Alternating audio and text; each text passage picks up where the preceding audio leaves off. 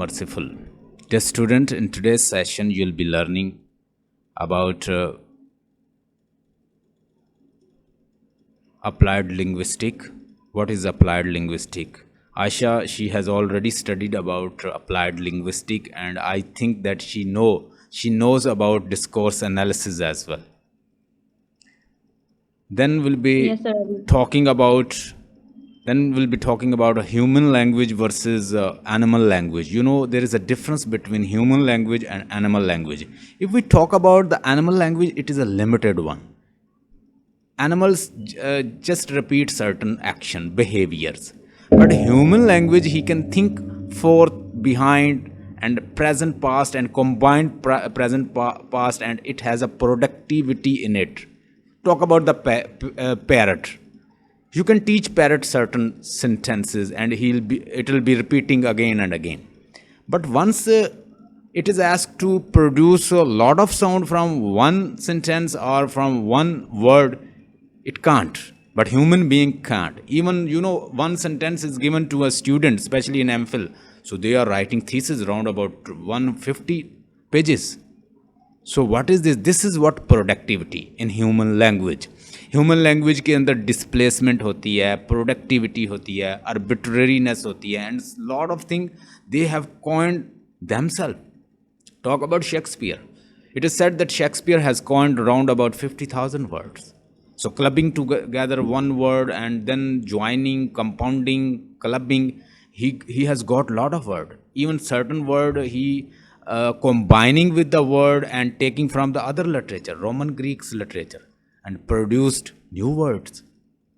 So this is what you can say the productivity of the human language. We'll see in today's session.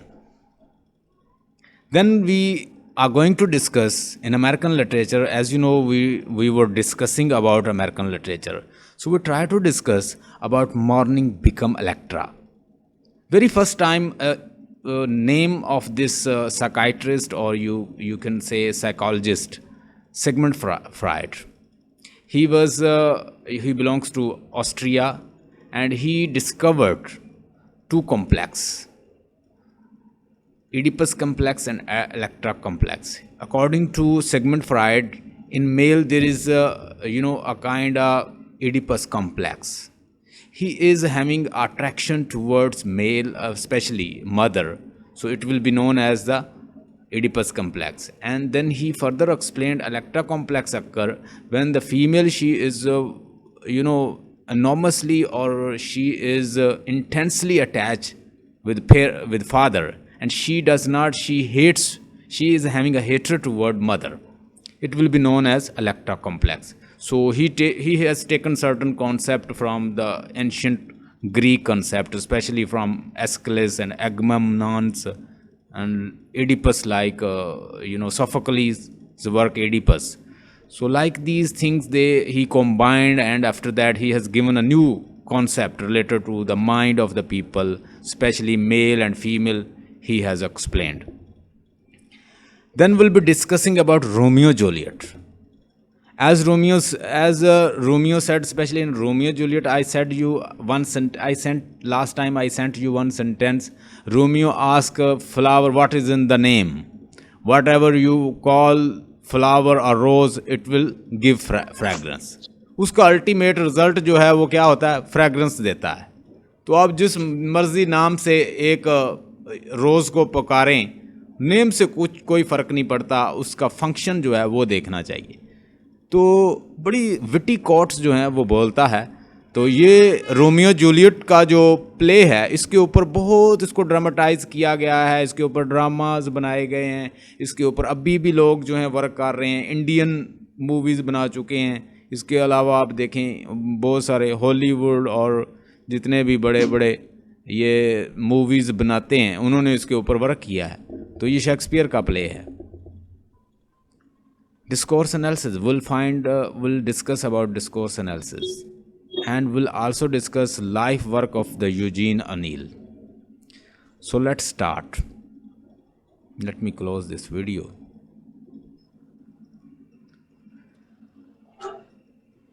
Life work of the Eugene O'Neill.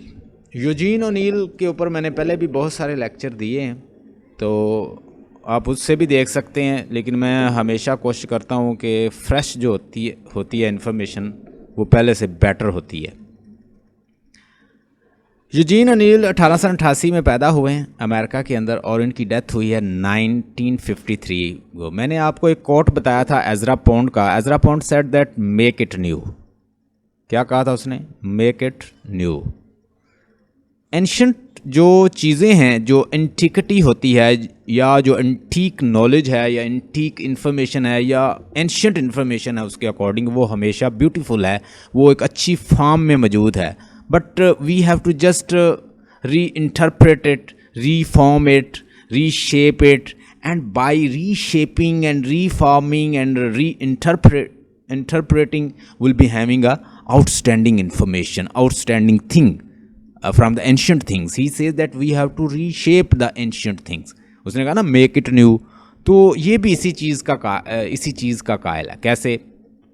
ये क्या करता है कि ancient Greek में जो play लिखे जाते थे, मतलब सोफोक्ली हो, एस्किलिस हो, यूरिपिड्स हो, ये तीन जो हैं वो मेजर प्ले राइट हैं, ट्रेजेडी ड्रामा लिखते थे। सबसे बड़ा एस्किलिस था, उसके पास सोफोक्लिस था, उसके पास यूरिपिड्स था। यूरिपिड्स जो है वो छोटा है।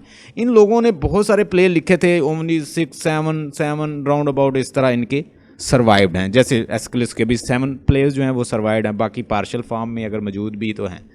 तो मतलब इनके कुछ वर्क जो हैं वो बच गए थे। उस वक्त रोमन ग्रीक्स के अंदर उस वक्त कंसेप्ट था किसका? उस वक्त कंसेप्ट था डेमोक्रेसी का। लेकिन वो डेमोक्रेसी को किस तरह चेक करते थे, उसके चेक एंड बैलेंस कैसे किया जाता था कि वहाँ पे एक प्ले कंडक्ट, एक बहुत बड़ा स्टेज सजाया जाता था और क्या परफॉर्मेंस है गवर्नमेंट की, उसको एक ट्रायोलॉजी की फॉर्म में, एक प्ले होता ना, उसको ट्रायोलॉजी की फॉर्म में प्ले किया जाता। ट्रायोलॉजी का मतलब होता है TRILOGY, ट्रायोलॉजी। ट्रायोलॉजी का मतलब क्या होता है कि फॉर्म उसकी 3 शेप होती थी, मतलब एक ही प्ले होता था, उसको 3 ऑर्डर में उसके 3 पार्ट्स होते थे। यानी ये जो है वो इसके साथ लिंक होता है, फिर इसके साथ लिंक होता है। अब अगर हम इसका प्ले देखें, मॉर्निंग बिकम इलेक्ट्रा, जिसके अंदर सबसे पहला जो पार्ट है उसको क्या कहा जाता है? Home coming. ठीक है। जो दूसरा पार्ट है उसे क्या कहा जाता है मॉर्निंग बिकम इलेक्ट्रा में? हंटेड। The haunted. हंटेड का मतलब होता है ना शिकार करना। तीसरा यानी उनको पकड़ते हैं, जैसे वो ऑरन और जो लवीनिया है वो दोनों क्रिस्टन और एडम ब्रंट को, वो दोनों को पकड़ लेते हैं, हंट कर लेते हैं। तीसरा हांटेड, HUNTED। हांटेड क्या होता है? हांटेड होता है खौफो हरास, परेशानी, जैसे कोई चीज़ उन्हें हांट कर रही है, खौफ ज़दा कर रही है, ये इसकी मानिंग में आता है। अब ये 3 पार्ट्स जो हैं इसमें इस प्ले को लिखा है। लेकिन ये देखें, यूजीन ओनील ने ये कंसेप्ट कहाँ से लिया है? इसने एस्किलिस से। एस्किलिस का जो प्ले है एगमेम्नॉन, एगमेम्नॉन जो है उसके भी 3 पार्ट्स हैं। एगमेम्नॉन को 3 पार्ट्स में उसने लिखा था एस्किलिस ने, जो कि पहला उसका जो प्ले का नाम था एगमेम्नॉन, AGAMEMNON,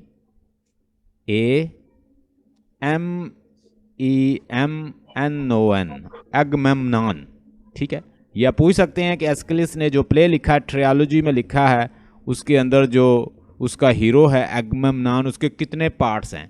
तो पहले का नाम क्या है? एगमेम्नॉन्स। दूसरे का द लिबेशन या बीरर, द लिबेशन, LIBEATION, लिबेशन। इसको मैंने पहले भी पढ़ाया हुआ है, या इसको ये भी कह सकते हैं आप बीरर, BEARER, बीरर।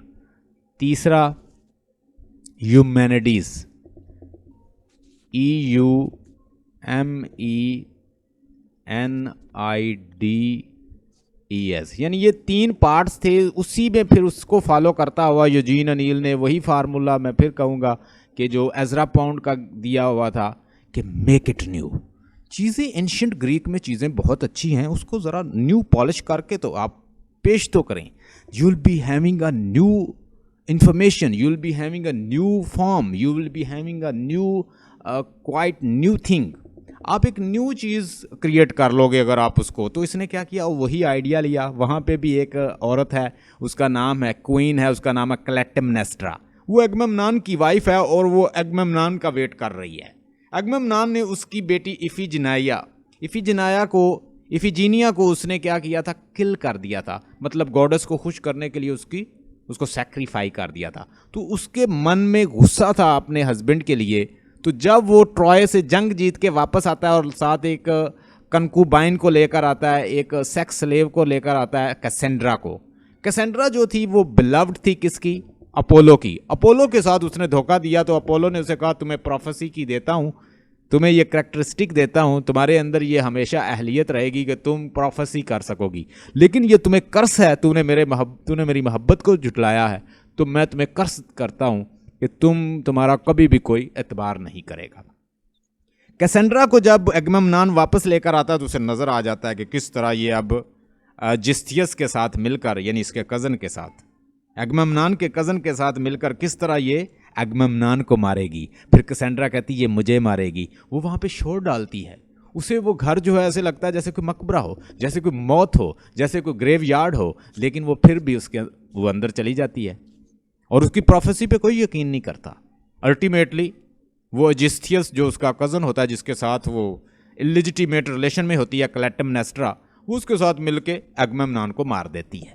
उसके बाद उसका जो बेटा है ओरेस्टियस, उसका नाम होता है ओरेस्टियस फिर उसका बदला लेता है। मतलब ये प्ले इस तरह चलता है। तो हम इसको देखेंगे अभी, ये भी आपको मैं टीच करूँगा, क्योंकि ये दोनों प्ले जो हैं ये बड़े इम्पॉर्टेंट हैं, एक दूसरे के साथ इंटर रिलेटेड हैं, तो दोनों में अभी आपको टीच करने वाला हूँ। Eugene O'Neill was the first American dramatist regard the stage as a literary medium and first US playwright to receive the Nobel Prize। यानी यूजीन ओनील को नोबेल प्राइज़ मिला है, 1888 में पैदा हुआ है, 1953 में डेथ हुई है। तो ज़रा मुझे बताइएगा कौन कौन सी इसने वार्स देखी हुई हैं। एक तो वर्ल्ड वार 1 है 1914 से 1918 तक, ये तो उसने देखी है, यानी उसकी एज में आती है। दूसरी 1939 से 1945, इसका मतलब है इसने दोनों वार जो हैं वो देखी हैं यूजीन ओनील ने। Who was Eugene O'Neill? Eugene O'Neill कौन था? यूजीन ओनील का जो वर्क है वो मोस्टली कहते हैं कि वो उसका पोस्टमसली भी उसका पब्लिश हुआ है। Posthumous mean after the death of the writer, when some work are produced or published after his death, it is known as his posthumous work. So it is some of his works are posthumous works. Eugene O'Neill जो है एक hotel के कमरे में पैदा होता है America के अंदर, और एक होटल के कमरे में ही इसकी डेथ होती है। तो आखिरी उसके सेंटेंस जो है मरते वक्त यही होता है, born in a hotel and died in the same hotels room. एक होटल के रूम में पैदा हुआ और एक होटल के रूम में ही मर रहा हूँ। ये यूजीन ओनील के लास्ट वर्ड। बड़ा ग्रेट प्ले राइट है और बड़ा ज़बरदस्त इसने अमेरिका को एक न्यू डायरेक्शन दी, अमेरिकन राइटर्स को। एक इसका long day journey night produce posthumously, ये पोस्टमस वर्क है इसका। And at the apex of the string of the great play including the beyond the horizon, इसका एक वर्क है 1920 में। और एना क्रिस्टी 1922 में, स्ट्रेंज इंटरल्यूड 1928 में, ए विल्डरनेस 1933 में, द आइसमैन कॉमिथ 1946 में, ये इसके वर्क हैं।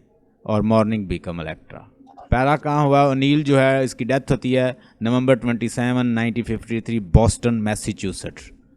न्यू इंग्लैंड की सेटिंग जो है वो आपको ये दिखाता है अक्सर अपने प्ले में।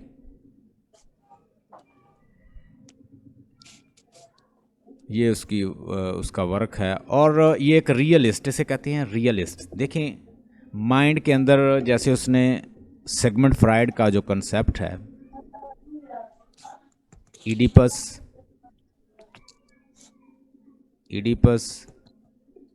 और इलेक्ट्रा, वो आपको बड़ा अच्छे से उसने बताया है। उसने एक रियलिस्ट प्ले लिखा है, यानी वो रियलिस्ट है और रियलिज्म के ऊपर लिखता है। इससे पहले जो रियलिस्ट थे वो एंटन चेखव भी एक रियलिस्ट था। एंटन चेखव, देखें वो जैसी सूरत हाल होती है वैसे दिखाते हैं। मतलब जो कुछ चल रहा होता है सोसाइटी में वो वैसा दिखाते हैं, वो किसी को बहुत ज़्यादा बढ़ा चढ़ा कर भी नहीं बताते जो रियलिटी होती है। वो एक था हेनरी कैप्सन, यानी ये दोनों प्ले राइट जो थे इनको कहा जाता था क्या, ये क्या थे, हेनरी कैप्सन, ये भी रियलिस्ट था और ये भी रियलिस्ट था। तो उसके बाद जो जिसका नाम था रियलिज्म में वो क्या है, वो है यूजीन ओनील। उस यानी तीसरे नंबर पर ये है, ये अमेरिका से था और इसको ये नोबेल प्राइज़ भी मिला है लिटरेचर में। His poetical title play among the first to introduce in US drama technique of realism. इसने फर्स्ट टाइम यूएस ड्रामा में टेक्निक ऑफ रियलिज्म, पहले इसके पास रशियन जो राइटर था बड़ा मशहूर था, उसका नाम क्या था, एंटन चेखव। एंटन चेखव का चेरी ऑर्चर्ड आपने पढ़ा होगा, तो वो उसका वर्क था। उसके बाद ये आता है हेनरी कैप्सन, आपको पता है नॉर्वे का था, नॉर्वेजियन प्ले राइट था और इसने किस पे वर्क किया था, उसने रियलिज्म के ऊपर। डॉल हाउस उसका वर्क था, हमने उसका डॉल हाउस वर्क उसका देखा था, याद कर लें। हमने उसका हेडा गैबलर उसका वर्क देखा था, तो वो उसका था। Let's discuss about the history of the Agamemnon's. Agamemnon is written by the Aeschylus, and Aeschylus, you know that he was the great playwright and especially tragedians. वो एक tragedian था. So let me discuss something about the information about this writer. 1888 में पैदा हुआ, एक hotel के एक room के अंदर ही पैदा होता है और इसकी डेथ भी होती है एक रूम के अंदर ही, और इसकी डेथ हुई है 1953 में। ठीक है, उसका लास्ट हो सकता है वो आपसे पूछ लें, who said that born in the hotel and died in the same hotel room. एक होटल रूम में पैदा हुआ और इसमें ही डेथ हुई, किसका कोट है, तो आप बताएंगे किसका, यूजीन ओनील का। यूजीन ओनील की मदर का नाम था मैरी एलन। क्या नाम था इसकी मदर का, मैरी एलन। ठीक है, उसे एला भी कहते थे, मैरी एलन, और उसको एला भी कहते थे। उसके बाद जेम ओनील जो है उसका फादर था, लिख लें, इसके फादर का नाम था जेम ओनील। ठीक है, he was the father of the Eugene O'Neill. ये स्टेज एक्टर था, यानी एक स्टेज एक्टर का बेटा था, तो वो भी प्ले से रिलेटेड था, प्ले राइट, वो भी एक्टिंग करता था, स्टेज एक्टर था, नाम था जेम्स ओनील। और इसके बाद इसने एक कैथोलिक एक एकेडमी ज्वाइन की, उन्होंने इसे बना दिया प्योर कैथोलिक बना दिया, कैथोलिक एकेडमी। ये कैथोलिक एकेडमी ज्वाइन करता है, वहाँ से इसने कैथोलिक अपब्रिंगिंग जो है हासिल की। उसके बाद 1900 में यानी 1900 में यूजीन ओनील आ जाता है न्यूयॉर्क। 1900 में कहाँ आ गया, न्यूयॉर्क। वहाँ से इसने कॉलेज की एजुकेशन हासिल की। 1909 में ही enrolled in the Preston university, America के अंदर एक यूनिवर्सिटी है, उसका नाम है प्रिंसटन, PRINCETON,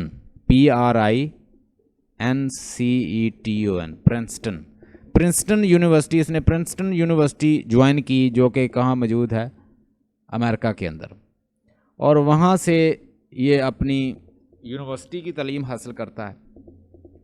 उसके बाद इसकी मुलाकात होती है एक एक्टर, वो एक्ट्रेस होती है कैथलीन। कैथलीन एक लेडी से इसकी मुलाकात होती है, कैथलीन जेनकिंस। कैथलीन जेनकिंस जो है उससे उसके साथ शादी करता है और उससे एक बेटा पैदा होता है, उसका नाम रखता है यूजीन जूनियर। यूजीन EUGEN, इसके स्पेलिंग ज़रा अच्छी तरह याद कर लें। यूजीन जूनियर उसका नाम रखता है, यानी वो बच्चा एक पैदा होता है और वो भी इसका बेटा होता है।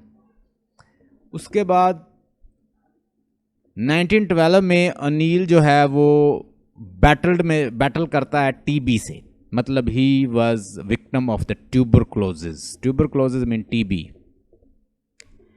1912 में इसे टीबी हो जाती है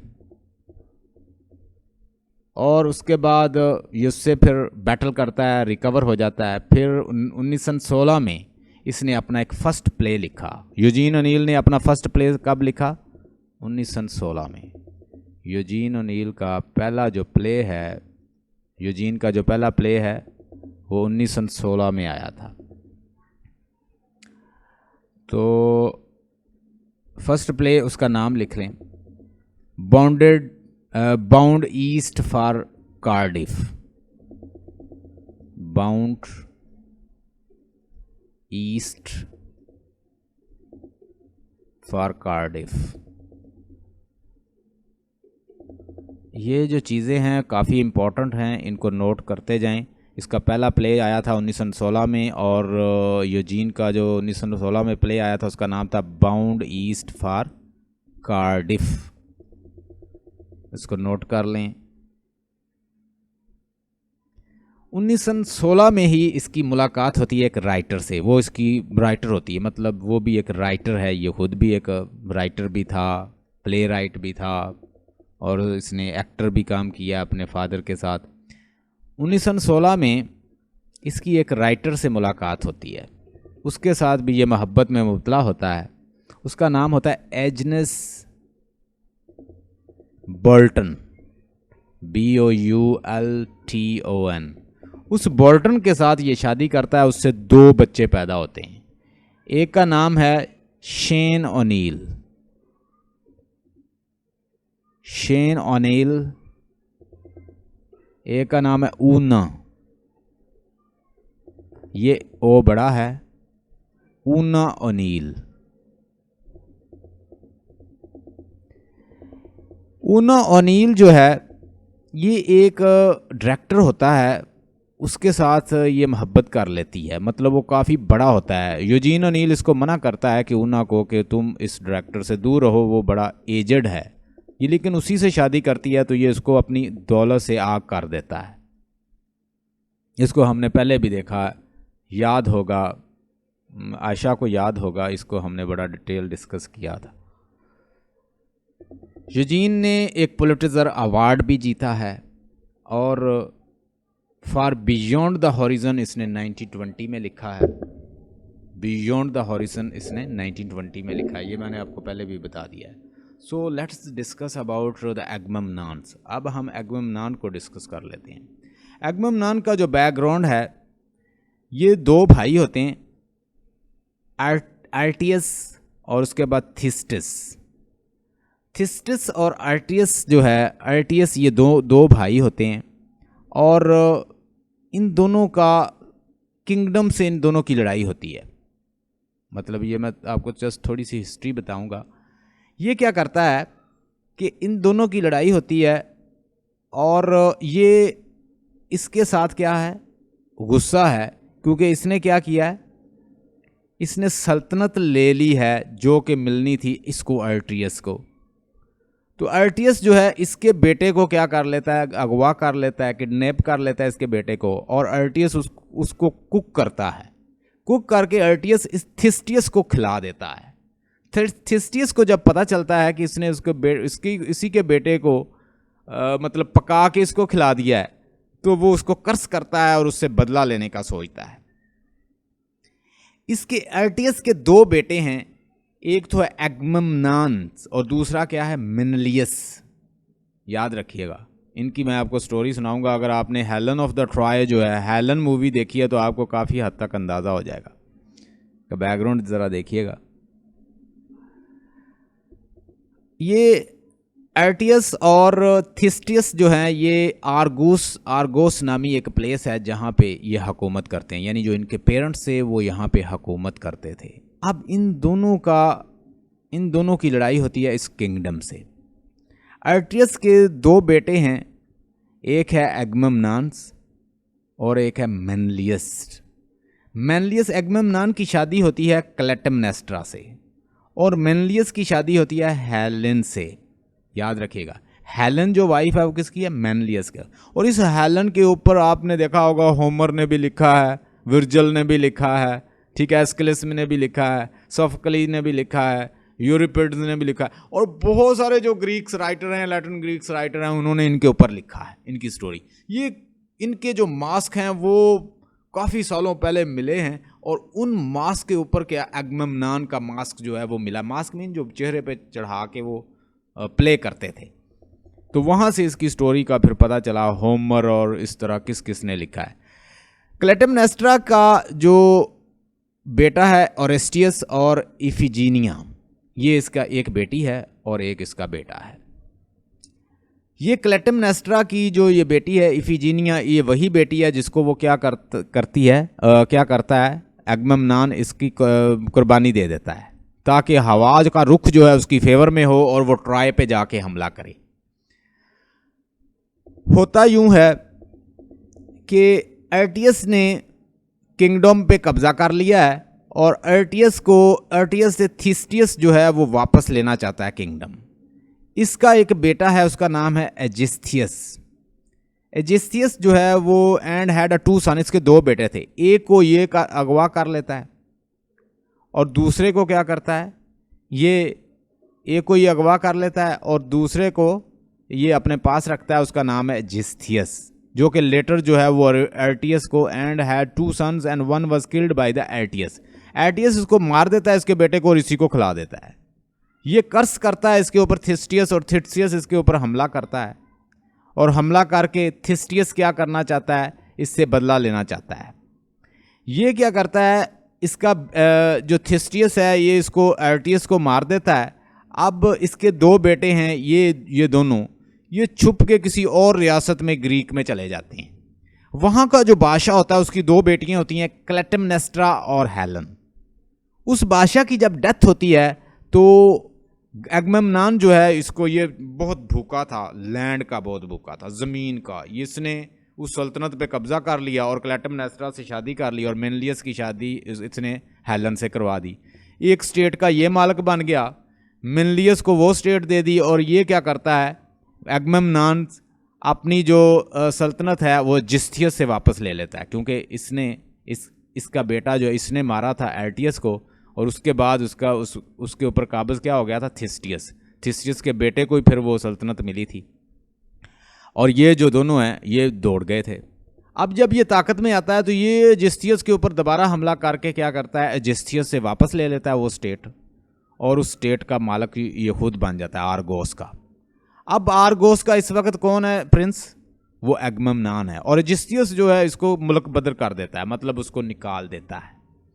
अब जिस्थियस यहाँ से गया हुआ है, लेकिन अगमेम्नान 10 साल की वार के ऊपर गया हुआ है। अगमेम्नान कितने साल की वार पे ऊपर गया, 10 साल की। और ये वार किसके साथ चल रही थी, ये वार चल रही थी ट्रॉय और स्पार्टा के दरमियान। ट्रॉय और स्पार्टा के दरमियान ये वार कैसे हुई थी, मैं वो भी आपको बता देता हूं। ट्रॉय का किंग होता है, उसका नाम होता है प्रियम। आपने अगर मूवी देखी हो ट्रॉय तो आपको बड़ी अच्छी से ये समझ आएगा। अब ये प्रियम जो किंग है, इसके 2 बेटे हैं, एक का नाम है हेक्टर और एक का नाम है पैरस। अब प्रियम ने बड़ी कोशिश की, स्पार्टा और ये ट्रॉय आपस में अक्सर लड़ते रहते थे। प्रियम ने कोशिश करके इन दोनों में तजारती ताल्लुकात बुलंद किए, मतलब एक दूसरे के साथ ठीक किए। प्रियम ने अपने दोनों बेटों को भेजा कि उन्होंने दावत की, और ये दावत पे जाते हैं। वहाँ पे जब ये दोनों जाते हैं तो पैरस जो होता है वो देखता है जैसे ही हेलन को, मेनलियस की वाइफ को, ये बड़ी खूबसूरत होती है, तो इसके साथ आप रिलेशन बना लें, यानी ये इसके साथ फिजिकल होता है। ये उसे बताती है कि मेरे जो मेनलियस के साथ ताल्लुकात अच्छे नहीं हैं, मेरे लिए यानी जो ज़िंदगी है वो मौत ही है, मतलब मैं मेनलियस को पसंद नहीं करती। मेनलियस एक इम्पर्सनैटेड बंदा नहीं है। पैरस इसको बहुत पसंद आता है और ये पैरस को बहुत लाइक करती है। ये दोनों जो हैं आपस में अंडरस्टैंडिंग बनाते हैं। हेक्टर जो है वो उनके साथ तजारती ताल्लुकात के बारे में बात करता है और मैच्योर्ड बंदा है। ये जब आने लगता है तो ये इसको मतलब जहाज़ में बिठा के ले आता है।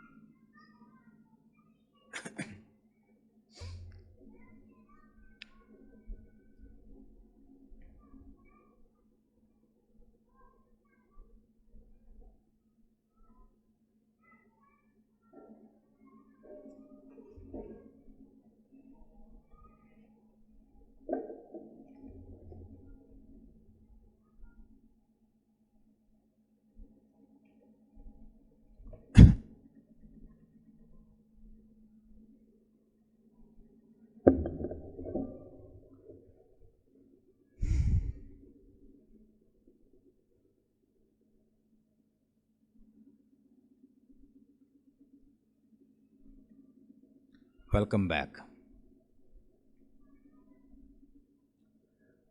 जैसे हमने इसमें देखा कि इसके तीन पोर्शन हैं, मतलब इसके तीन पार्ट हैं। इसको कहते हैं ट्रियालॉजी। अगर ट्रायलॉजी को देखा जाए तो उसमें जो था वो होम कमिंग था, ठीक है, मॉर्निंग बिकम इलेक्ट्रा में, और दूसरा द हंटेड और हांटेड, यानी ये थ्री जो हैं उसके पार्ट्स हैं। तो इसके भी थ्री पार्ट्स हैं। पहला जो है वह एगमेम्नान है, दूसरा जो है द लिबेशन है या बियरर है, और यूमेनिडीज। इसके भी थ्री पार्ट्स हैं। I hope all are present.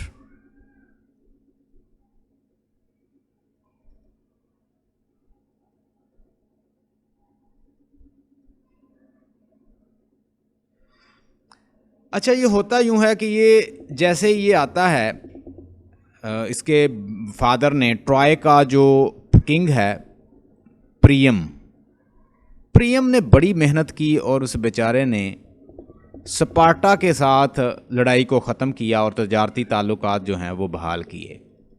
उसने कहा कि दोनों जो ट्राइब्स हैं ये आपस में लड़ने की बजाय एक दूसरे की प्रोग्रेस के ऊपर तवज्जो दें।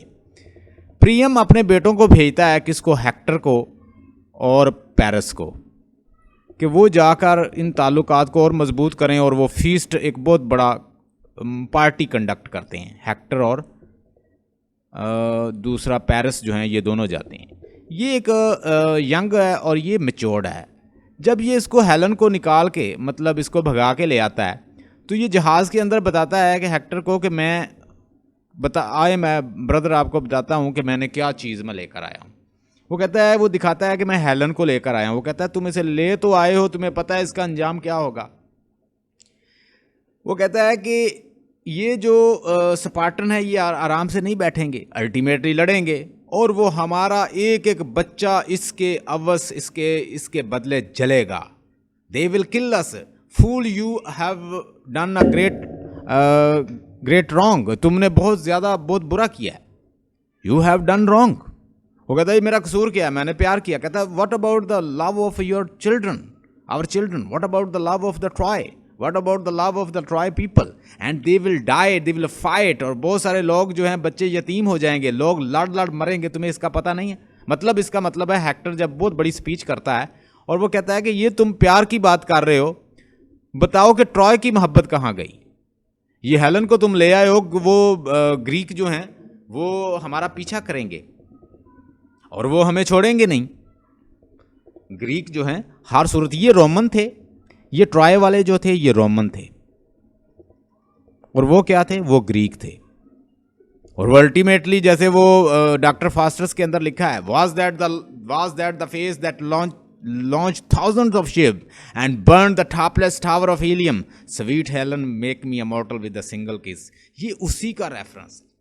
ये जब उसको निकाल के ले आता है, मतलब इसे भगा के ले आता है पेरिस, तो पेरिस रास्ते में यानी अपने भाई को बताता है, तो उसका भाई उससे बड़ी लंबी स्पीच करता है और उसे कहता है तुमने अच्छा नहीं किया, अब इसके बदले एक एक बच्चे को मरना होगा हमारे, तुमने बहुत बड़ा रॉन्ग किया है। ये उसे वहाँ ले जाता है और वो इसके पीछे आते हैं और 10 साल लंबी जंग शुरू हो जाती है। मेनलियस बताता है अपने भाई एगमेम्नान को कि उसकी बीवी को भगा कर ले गया है और वो आराम से नहीं बैठेंगे, वो बदला लेना चाहते हैं। Let me see that peacock and I want to take revenge, मैं उस पेरिस से रिवेंज लेना चाहता हूँ, मेनलियस से। अल्टीमेटली मेनलियस जो है वो पेरिस के साथ ड्यूल करता है, उसमें वो शहजादे पेरिस को गिरा देता है और उसे मारने वाला होता है कि हेक्टर आगे से आता है और हेक्टर चीट करता है और उसके गले में, उसके सीने में छुरा घोंप देता है, तलवार घोंप देता है। उससे मेनलियस की डेथ हो जाती है। एगमेम्नान लड़ता रहता है। अखलीस जो होता है उसके भी ताल्लुकात एगमेम्नान के साथ अच्छे नहीं होते। एक वहाँ पे एक लड़की होती है जो कि प्रीस्ट होती है और वो एगमेम्नान उसे पकड़ के ले जाता है, उसके आदमी पकड़ कर ले गया। जब अखलीस उसको देखता है तो अखलीस क्या करता है, वो कहता है कि इस लड़की के साथ कोई इसके साथ गलत नहीं करेगा। मतलब वो क्या करता है कि वो डिमांड करता है कि ये लड़की मुझे चाहिए। अब उस लड़की को मतलब उस लड़की की वजह से एगमेम्नान और अक्लीक्स की लड़ाई हो जाती है। अल्टीमेटली लड़ाई होती है, वो जंग बंद कर देता है। एगमेम्नान की फोर्सेस जो हैं वो अच्छी यानी हिकमत अमली को फॉलो नहीं कर सकी, अक्लीस की वजह से वो हार रही थी। अल्टीमेटली वो जब हार रही होती है तो एगमेम्नान वो लड़की वापस कर देता है मजबूर। अक्लीस को कहता है कि तुम हमारे लिए लड़ो, आखिर तुम हो तो ग्रीक ही ना, तो हमारे लिए लड़ो। उसको फिर तैयार कर लेते हैं और अल्टीमेटली एक बहुत बड़ी जंग जो है ड्यूल होती है हेक्टर और अक्लीस के दरमियान। वहाँ पे हेक्टर जो है वो हार जाता है और वो उसकी डेड बॉडी को भी ले जाता है अक्लीस। और जो प्रिंस जो किंग प्रियम है वो अपने बेटे की लाश को वापस लेकर आता है ताकि उसे बर्न कर सके, जला सके, दफना सके। वो रिक्वेस्ट करता है, उसे वापस दे देता है।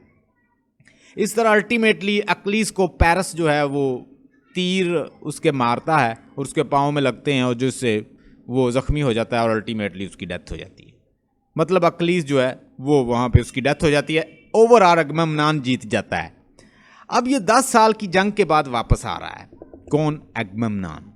एगमेम्नान 10 साल की जंग के बाद वापस आया है और ये साथ क्लैटेमनेस्ट्रा ने क्या किया हुआ है कि एक वॉचमैन की ड्यूटी लगाई हुई है। वॉचमैन की ड्यूटी लगाई है। वॉचमैन जो है 10 साल से देख रहा है कि कब आएगा उसका किंग जीत कर ट्राय को। मैंने आपको बैकग्राउंड बता दिया, अब आपको एगमेम्नान समझ आएगा। क्लैटेमनेस्ट्रा जो क्वीन है इसकी एगमेम्नान की, उसने ड्यूटी लगा रखी है क्लैटेमनेस्ट्रा ने कि जैसे ही एगमेम्नान वापस आए तो तुमने मुझे बताना है। क्लैटेमनेस्ट्रा जो है इसने 10 साल में क्या किया है कि इललेजिटिमेट रिलेशन बना लिए हैं एगिस्थियस से। एगिस्थियस कौन सा? मैंने आपको बताया है कि एगिस्थियस वो है जो कि इसका कज़न है एगमेम्नान का, जिसको इसने क्या किया था, निकाल दिया था। मतलब उसको निकाल दिया है और वो उसने क्लैटेमनेस्ट्रा के साथ इललेजिटिमेट रिलेशन बना लिए हैं। वो भी इसके ख़िलाफ़ है, क्लैटेमनेस्ट्रा भी इसके ख़िलाफ़ है क्योंकि इसकी बेटी को उसने क्या किया था, इसने इसकी बेटी को सेक्रीफाई कर दिया था, इफिजीनिया को। वो नहीं चाहती थी ये सेक्रीफाई करना। तो जब जैसे ये ट्राय की जंग पे जा रहा था तो वो जंग जो है इनकी फेवर में नहीं आ रही थी। मतलब हवा जो थी इनके अगेंस्ट चल रही थी, तो इनके शिप जो है उधर ट्रैवल नहीं कर सकते थे। तो इनको, क्योंकि ये सुपरस्टिशियस लोग थे, तो इनसे कहा किसी ने कि एगमेम्नान तुम ऐसा करो कि तुम अपनी बेटी इफिजीनिया को की सेक्रीफाई दो, कि उसकी कुर्बानी दो, तो ये हवा आपकी फेवर में चलेगी। तो हवा का रुख तो नेचर से ही बदलता है, लेकिन एनी हो वो उसको सेक्रीफाई कर देता है। लेकिन वो नहीं मान रही होती क्लैटेमनेस्ट्रा, क्योंकि वो उसकी बेटी थी, वो नहीं चाहती थी कि उसको सेक्रीफाई करे। अब ये 10 साल की जंग के उसको उसकी कुर्बानी दे के 10 साल की जंग पे गया है। 10 साल की जंग के बाद वापस आया है तो इसे वॉचमैन को दूर आग जलती हुई नजर आती है। वो आगे खुशखबरी देता है कि 10 साल के बाद उनका जो मालिक है, किंग जो है एगमेम्नान जो है, वो वापस आ रहा है और एगमेम्नान जीत के आ रहा है। एगमेम्नान जब वहाँ से आया तो एगमेम्नान ने क्या किया है, एगमेम्नान ने एक तो कैसेंड्रा जो है वहाँ से लेकर आया है और एक चैरियट, उसके पास 2 चैरियट हैं। एक चैरियट पे कैसेंड्रा और एगमेम्नान बैठे हुए हैं। ये वहाँ से सेक्स स्लेव कंकुबाइन लेकर आया है, एक सेक्स स्लेव इसको मिली है, तो ये भी इसको साथ ले आया कैसेंड्रा को। तो एगमेम्नान जो है ये दोनों आगे बैठे हुए हैं एक चैरियट पे, तो दूसरे चैरियट के ऊपर उसने बहुत सारा सामान जो है जो वहाँ से लूटा है वो सामान भी वहाँ से लेकर आया है। अब एगमेम्नान जैसे ही वापस आता है तो वो इसके रास्ते में वो बिछाती है एक पर्पल कलर का एक कलीन बिछाती है। ये कलीन जो है गॉड गॉड्सेस के लिए होता है, ग्रीक लैटिन ग्रीक में यानी रोमन ग्रीक्स में। ये किसके लिए था? ये अलामत था कि यानी एक सुपरस्टिशियस उनका बिलीव था कि ये कलीन जो है ये सिर्फ गॉड गॉड्सेस के लिए है। तो वो उसको इतनी रिस्पेक्ट देती है ताकि वो किसी तरीके से इसको मार सके। वो उसे क्या बताती है कि वो इतनी खुश हुई है कि वो कलीन बिछाती है और इसको कहती है कि इसके ऊपर कदम रख के आओ। ये कहता है कि ये तो गॉड गॉड्सेस के लिए होता है, मैं भाई इसके ऊपर कदम नहीं रखूंगा। लेकिन वो इसरार करती, कहती तुम क्या डरते हो, अफ्रेड हो, तुम बुज़दिल हो। वो इस तरह की बातें करती है तो इसके ऊपर कदम रख के आता है। अब यहाँ पे खड़ी है कैसेंड्रा। कैसेंड्रा ये सब कुछ देख रही है, कैसेंड्रा आगे नहीं जा रही। तो अब कोरस जो हैं वहाँ पे आते हैं। मैंने आपको बताया कि कोरस क्या होते हैं, ये बड़े आर्गोस के, उस आर्गोस इलाके के बड़े बरगीदा बंदे हैं, बड़े रिस्पेक्टेड बंदे हैं, और ये भी साथ एक्टर का रोल किरदार अदा कर रहे हैं। ये उसको कहते हैं कि अब तुम क्या मतलब यहाँ स्लेव हो तो तुम्हें जो कुछ कहा जाता है तुम्हें मानना होगा, चलो अंदर चलो। वो कहती है कि मुझे नज़र आ रहा है कि एगमेम्नान को उसकी बीवी क्लैटेमनेस्ट्रा मार देगी और साथ वो मुझे भी मार देगी। मुझे अपनी डेथ नज़र आ रही है, मुझे क्लैटेमनेस्ट्रा मारती हुई नज़र आ रही है, उसके हाथ में खंजर नज़र आ रहा है। वो उससे पूछते हैं कि ये तुम्हें कैसे पता है, तो वो बताती है कि वो किस तरह से अपोलो की पहले बिलवड थी और अपोलो को उसने धोखा दिया। अपोलो ने उसको कर्स किया कि तुम फ्यूचर में देख सकोगी लेकिन तुम्हारे ऊपर कोई यकीन नहीं करेगा। कैसेंड्रा बिलवड रही है अपोलो की। अपोलो गॉड ने उसको एक प्रोफेसी की एक करेक्टरिस्टिक उसके अंदर डाल दी है कि वो प्रोफेसी कर सकेगी, लेकिन अपोलो ने उसे कर्स किया हुआ है कि तुम्हारी प्रोफेसी के ऊपर कोई यकीन नहीं करेगा कैसेंड्रा। तो वो उसे कहता है, वो कह रही है कि ये मुझे मार देगी क्लैटेमनेस्ट्रा और ये अगमेम्नान को भी मार देगी, लेकिन वो कहते हैं कि तुम्हें अंदर जाना होगा। वो अंदर जाती है तो अंदर जाकर वो ऐसे अपने आप को एक ग्रेव में पड़ा महसूस करती है, क्योंकि वो फील कर रही है कि अब उसकी जो मौत है वो करीब है। तो क्या देखती है कि क्लैटेमनेस्ट्रा जो है वो अगमेम्नान को मारती है और साथ वो उसको भी कत्ल कर देती है। और उसी दौरान जो कोरस है वो दौड़कर आते हैं। कोरस पूछते हैं कि ये क्लैटेमनेस्ट्रा तुमने क्या किया? तो क्लैटेमनेस्ट्रा कहती है कि इसने मेरी बेटी को कत्ल किया था, इफिजीनिया को, और मैंने उसका बदला लिया है। और साथ ही पीछे से एक आवाज़ और आती है, वो होता है एजिस्थियस।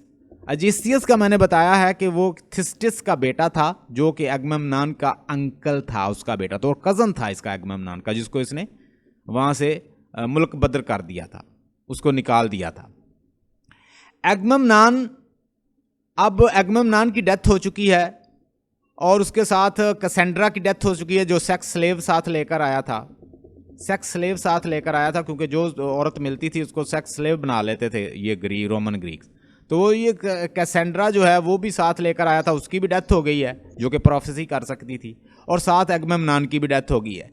वो कहती है कि क्लैटेमनेस्ट्रा से कोरस पूछते हैं कि ये तुमने अच्छा नहीं किया, यानी इतने बड़े महान किंग को तुमने मार दिया, it's wrong, you didn't do good, तुमने अच्छा नहीं। कहती मैंने अच्छा किया, इसने मेरी बेटी को मारा था, मैंने इससे बदला लिया। और साथ ही पीछे से आवाज़ आती है, एगिस्थियस बोलता है कि मैंने बदला लिया है, ये सारा प्लान किया हुआ मेरा था। अब ये सारा प्लान, और उसके बाद दूसरा प्ले जो है, मतलब दूसरा प्ले स्टार्ट होता है, वो ओरेस्टियस है। ओरेस्टियस क्या करता है, उसका बेटा है अगमेम्नान का, और वो क्या करता है, वो बदला लेता है फिर अगमेम्नान का।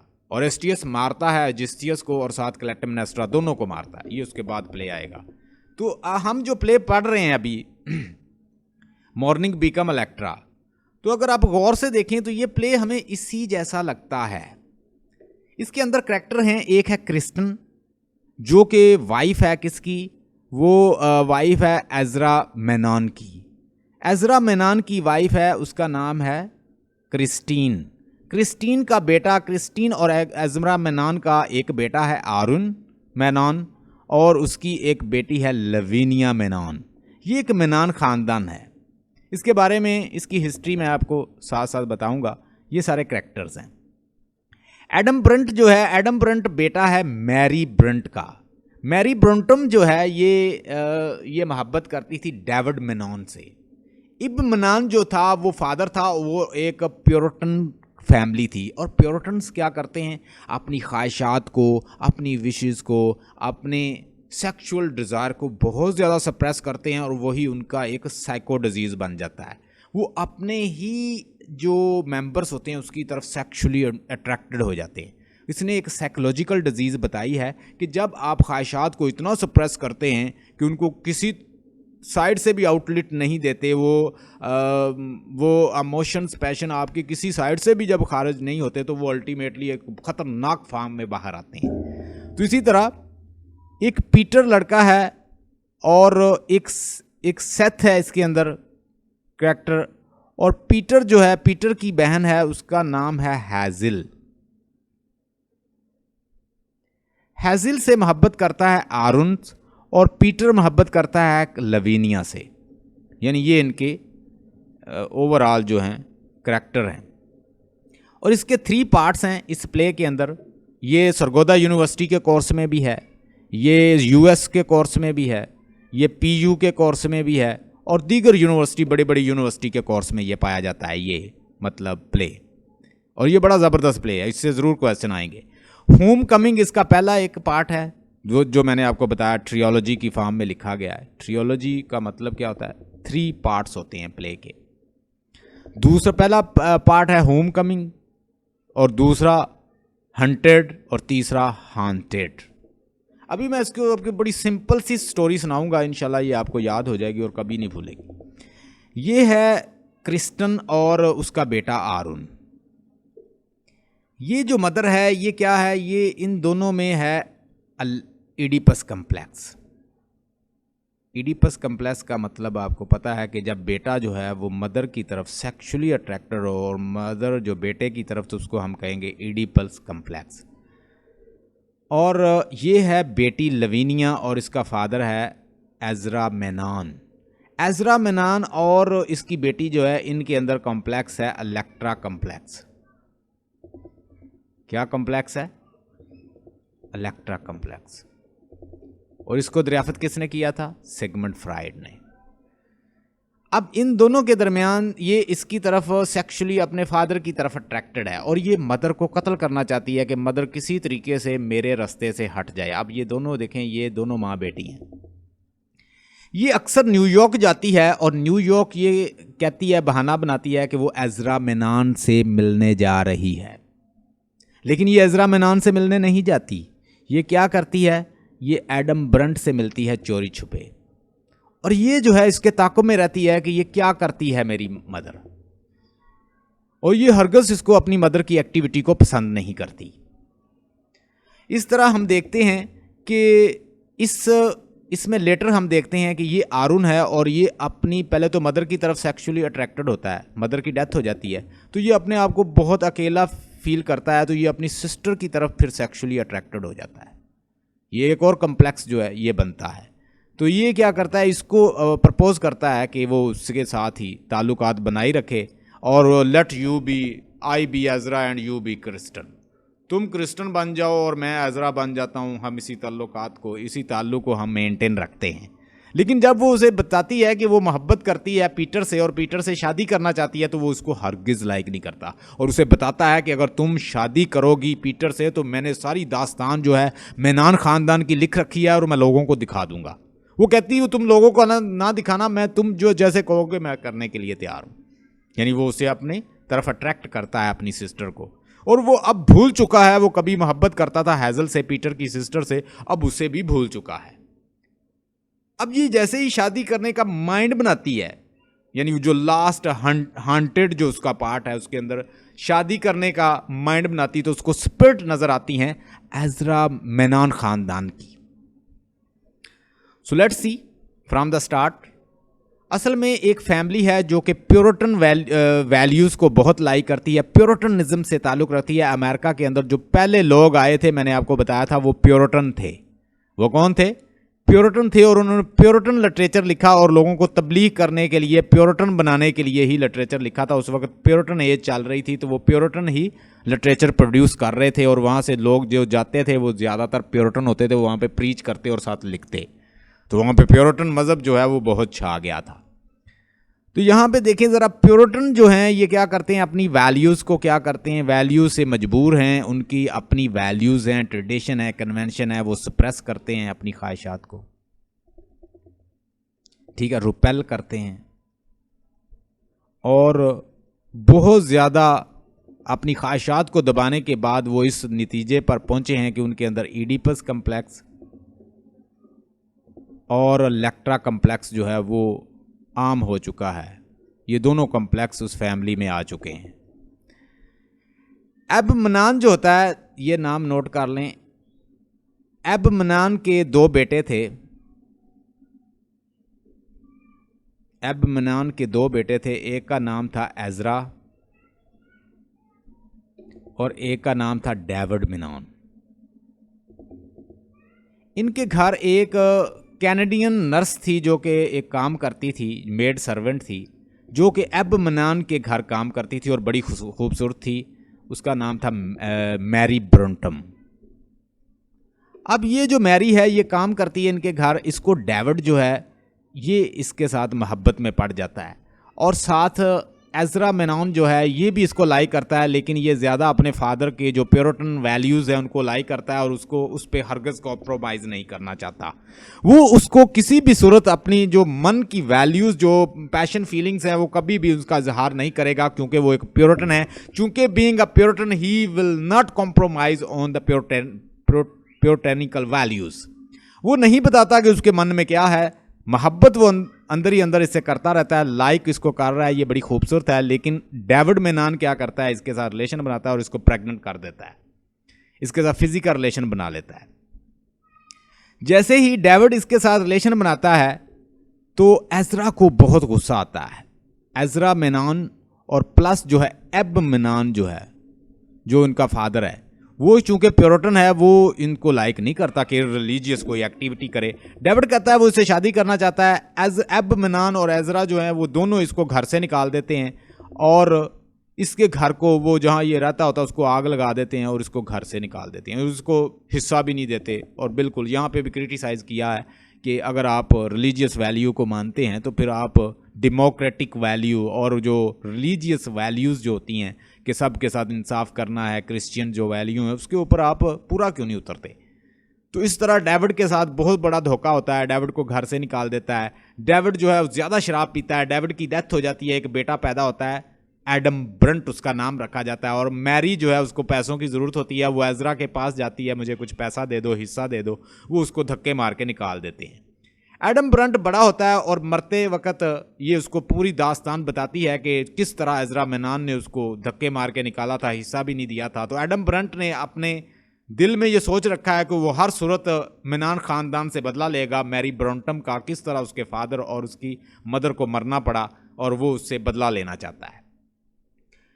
अब यहाँ पे करैक्टर जो हैं वो मैंने आपको इंट्रोड्यूस करवा दिए हैं कि अब 10 साल की जंग पे गया हुआ है, वही थीम लिया है एगमेम्नान का।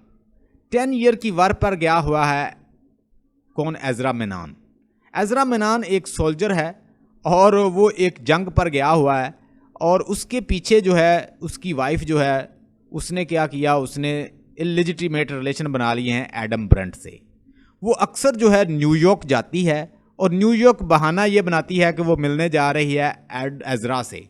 लेकिन लवीनिया को शक है कि ये एडम से मिलती है और वो उसके बारे में अच्छी खासी इन्फॉर्मेशन रखती है और वो उसके बारे में आरून को सब कुछ बता देती है। आरून को बताती है कि किस तरह से ये जाती है और ये फादर के बहाने मिल के आती है आरून के साथ। इसने और आरून ने इलिजिटिमेट रिलेशन बना रखे हैं और आरून जो है ये अक्सर जो है क्या करता है, इसने और एडम ने इलिजिटिमेट रिलेशन बना लिए हैं और ये इसको न्यूयॉर्क मिलने जाती है। और ये जो लवीनिया है ये अक्सर अपनी माँ को, अपनी मदर को फॉलो करती रहती है, मतलब इसको चेज़ करती है और देखती है कि ये कहाँ जाती है, यानी पूरी इन्फॉर्मेशन रखती है। और ये वैसे भी इसको लाइक नहीं करती। 10 साल के बाद एजरा जो है वो वापस आया है, तो ये क्या करती है, एजरा को बताती है कि वो एजरा को बताती है कि वो उससे प्यार नहीं करती, वो किसी और से प्यार करती है, वो उसके साथ शादी करना चाहती है। इससे एजरा जो है वो काफ़ी एजड है और वो वापस आ गया है। अब वो जंग पे भी नहीं जाना चाहता, बहुत सारी चेंजेस भी आ गई हैं और लवीनिया भी उसके पास बैठना चाहती है। वो फादर की तरफ इलेक्ट्रा कॉम्प्लेक्स में भी है, लेकिन ऊपर से मतलब उसको क्रिस्टन जो है वो मिलने नहीं देती, लवीनिया को उसके पास ज़्यादा नहीं बैठने देती कि कहीं ये मेरी असलियत ना बता दे। लेकिन ये अंदर जाती है और उसको बताती है कि मैं एडम से प्यार करती हूँ, और वो जैसे ही उसे मतलब उससे प्यार करने, रोमांस करने लगता है तो वो साथ ही उसे बता देती है कि वो उससे प्यार नहीं करती। जैसे वो उसे बताती है तो वो एक जैसे दिल का मरीज़ होता है तो उसे एक अटैक आता है। ये क्या करती है कि वो मेडिसिन की डिमांड करता है, तो ये उसको जहर जो इसको एडम ने दिया हुआ है, ये एडम ने जो इसको जहर दिया ला के वो खिला देना उसको, तो हमारा रास्ता साफ़ हो जाएगा। ये क्या करती है, एजरा को वो जहर खिला देती है। जैसे ये एजरा को जहर खिलाती है तो एजरा की डेथ हो जाती है। ऊपर से लवीनिया उस बॉक्स को देख लेती है जिसके अंदर वो ये जहर निकालती है। ये सारी बात जो है आरून को बता देती है। आरून और ये दोनों जो हैं इसको फिर हंट करते हैं। वो उसे बताती है कि किस तरह उसकी मदर ने एजरा को मारा है और किस तरह से इसने ये मिलती है एडम से। अब ये दोनों जो हैं एक दूसरे के साथ मतलब आरुन और लवीनिया जो है एक दूसरे के साथ डिस्कशन करते हैं और इसका ताक़ुब करते हैं। ये जैसे ही उसको मिलने जाती है आरुन को, तो ये बॉक्स में आरुन जो है ये जैसे ही एडम को मिलने जाती है तो आरुन जो है वो क्या करता है, एडम को मार देता है और सारी चीज़ें जो वहाँ पड़ी होती हैं, खाना वगैरह जो ये खा रहे होते हैं कैबिन के अंदर, उसको बखेर देता है। वहाँ लवीनिया वहाँ पे ये दौड़कर घर आती है तो यहाँ पे उसे आकर बताती है कि उससे गलती हो गई।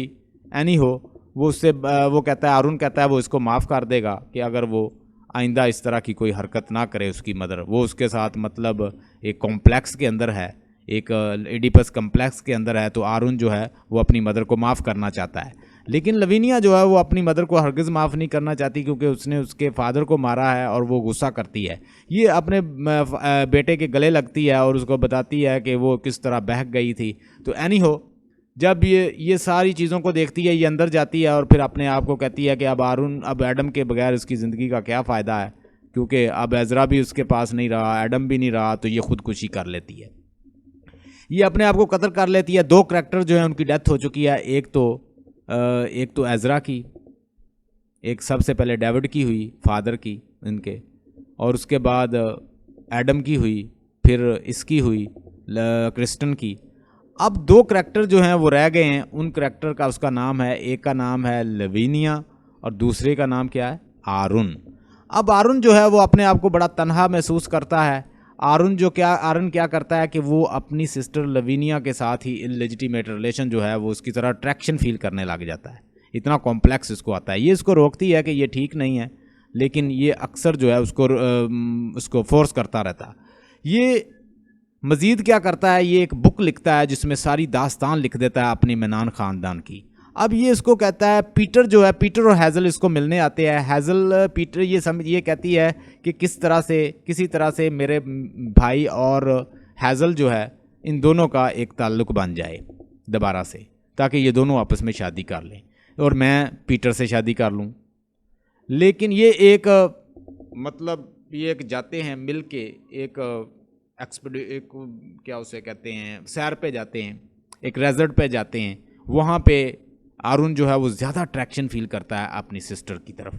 सिस्टर को इनवाइट करता है कि you must have a relation with me. Even he metaphorically he said many words. He said that let you be Ezra and I be Christine and I be Ezra. मैं Ezra बन जाता हूँ, तुम Christine बन जाओ, हम अपनी life को ऐसे गुजारते हैं। बड़ी उसे को एग्जाम्पल दे, लेकिन वो उसको मना करती रहती है।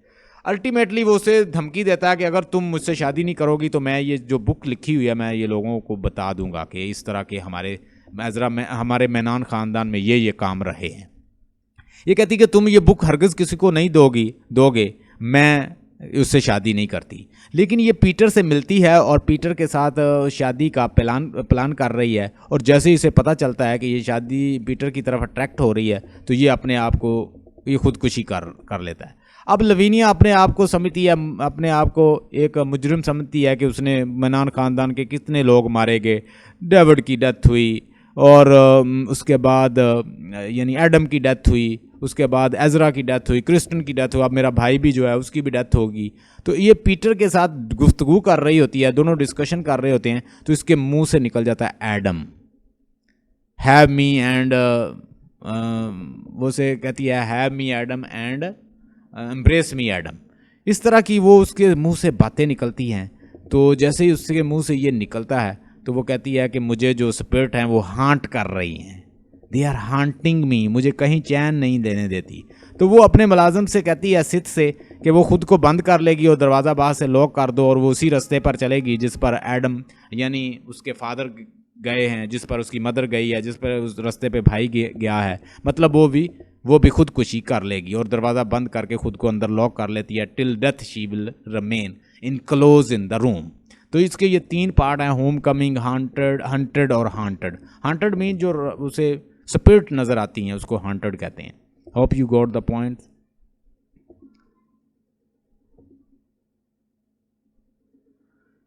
आगे जी हम देखते हैं रोमियो जूलियट।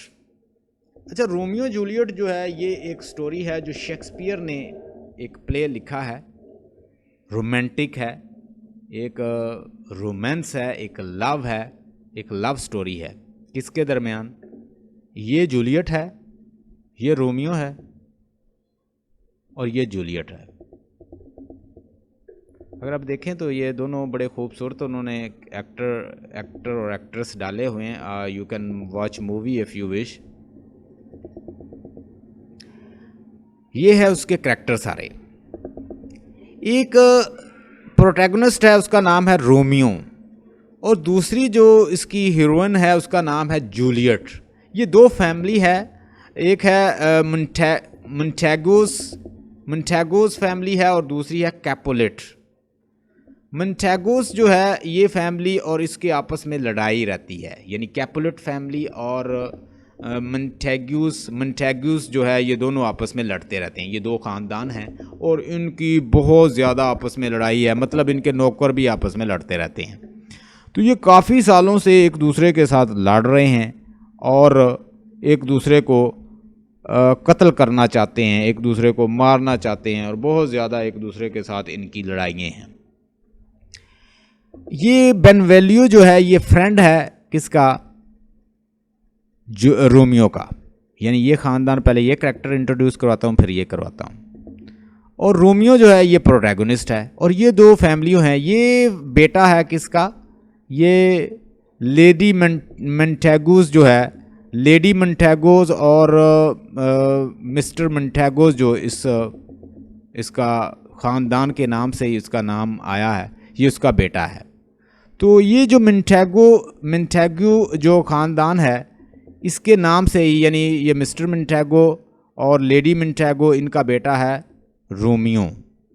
रोमियो इन दोनों का बेटा है और इसका एक दोस्त भी है, कज़न भी है, बेनवेलियूस और मर्केशियस और ये दोनों जो हैं ये भी दोस्त है और ये दोनों ये भी दोस्त है। ये कज़न है बेनवेलियो और मर्केशियो जो है ये इसका दोस्त है, मतलब ये कज़न भी है, दोस्त भी है और ये दोस्त है।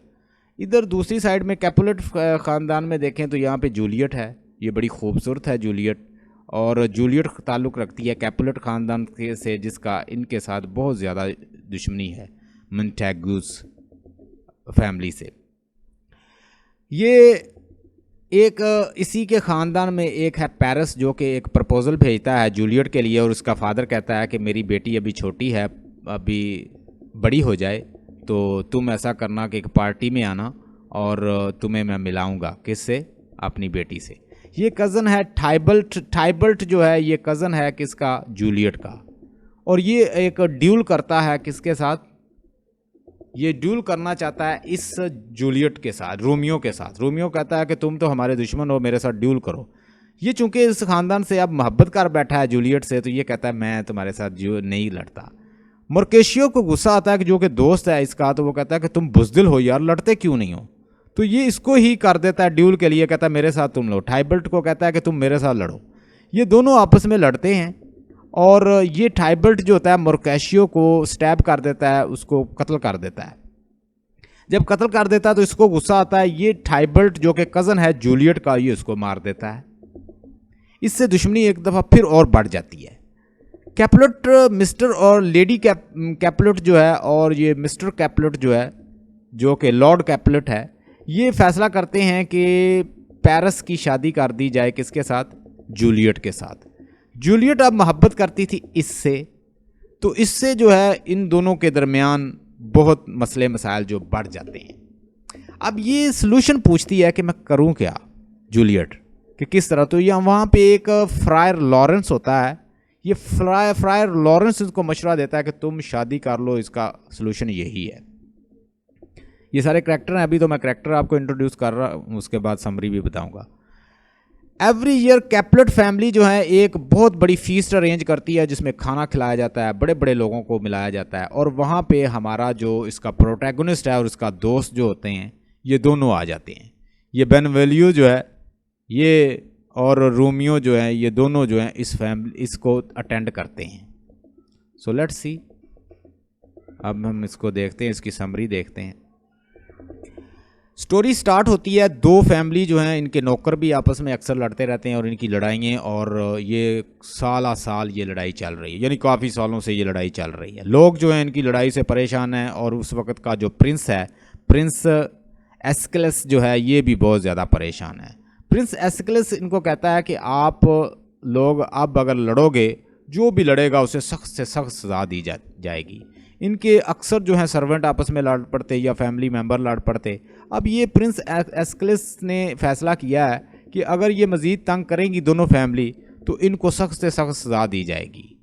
तो अब बेनवेलियो जो है, ये फ्रेंड है किसका, रोमियो का। रोमियो एक लड़की से मोहब्बत कर बैठा है, और वो लड़की बड़ी खूबसूरत है, और उसको वो इसी ख़ानदान से है, वो इसी ख़ानदान से है, और उस लड़की, उसका नाम है रोजालिन। रोजालिन से मोहब्बत कर बैठा है रोमियो, और रोमियो से इसके बगैर रहा नहीं जा रहा। इसको इसने कहीं देखा है और ये बड़ी खूबसूरत है, और ये अपने दोस्त को बताता है कि उसने उसको प्रपोज़ किया रोजालिन को, लेकिन रोजालिन ने उसकी मोहब्बत को रिजेक्ट कर दिया है। तो वो अपने दोस्त को बताता है, मैं और कज़न को, बेनवेलियो को, कि वो उसको हर सूरत हासिल करना चाहता है। कहता है यार रोमियो, सिर्फ एक रोजालिन तो खूबसूरत नहीं है, लड़कियां तो बहुत ज़्यादा हैं। तो बेनवेलियो से कहता है कि यार तुम किसी और पे ट्राई कर लो, यहाँ पे और भी तो लड़की हैं। और फिर वो उसे बताता है कि तुम्हें पता है कि एक पार्टी जो है बहुत जल्द कंडक्ट होने वाली है कैपुलेट फैमिली की तरफ से, तो क्यों ना हम भी भेस बदल के उस वहाँ चले जाते हैं।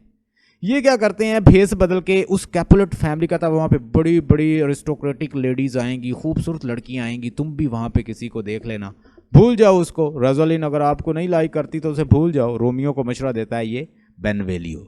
ये दोनों भेस बदल के चले जाते हैं यहाँ पे फैमिली, एक बहुत बड़ा फीस्ट जो है, बहुत बड़ी उन्होंने एक दावत की है, उसमें बहुत सारे लोगों को बुलाया गया है। वहाँ पे जैसे ही रोमियो ने इस जूलियट को देखा, तो इसने ये उससे के बगैर रह ना सका। ये इतनी खूबसूरत थी कि इसने सब के सामने, उसके फादर के सामने इसको किस कर दिया। जैसे ही इसको किस किया तो ये बहुत ज़्यादा इससे मुतासर हुई, यानी she fall in love with this guy. अब जैसे ये इसको किस करता है, तो यहाँ पे एक नर्स होती है जिसने जूलियट को पाला होता है। मतलब जूलियट की मदर ने इतना नहीं पाला लेडी कैपुलेट ने, जितना इसको इस नर्स ने पाला है। नर्स बहुत करीब है इसके जूलियट के। तो वो उसे बताती है इस रोमियो को कि रोमियो, तुम्हें पता भी है कि तुमने किसको किस कर दिया, ये बेटी, ये लॉर्ड कैपुलेट की बेटी है, लॉर्ड कैपुलेट की, तो तुमने उसे किस कर दिया है। तो वो उससे पे वो बड़ा पशेमान होता है कि ये तो उसके दुश्मन भी हैं, और ये उनके साथ साल साल एक दुश्मनी चल रही है इनकी, और ये तो कभी भी ये नहीं हो सकता। तो उसके ऊपर किसी को पता नहीं चलता रोमियो कौन है, लेकिन टाइबल्ट जो है वो इसकी आवाज़ से पहचान लेता है कि ये हमारी फैमिली में मिंटेगो फैमिली के जो मेंबर हैं ये घुस गए हैं, और ये यहाँ पे हमारी फैमिली में आए हुए हैं। लेकिन टाइबल्ट उस वक्त किसी को नहीं बताता, क्योंकि वो एक पूरी जो पार्टी चल रही थी उसे ख़राब नहीं करना चाहता था। इस तरह रोमियो जो है अब इसको अक्सर सोचता रहता है, और ये भी इसको सोचती रहती है कि वो एक दूसरे के कैसे हो सकते हैं। ये इसके लिए मशवरा करता है फ्रायर लॉरेंस से। फ्रायर लॉरेंस एक प्रीस्ट है, और ये भी इनकी दोनों की दुश्मनी से बहुत तंग है।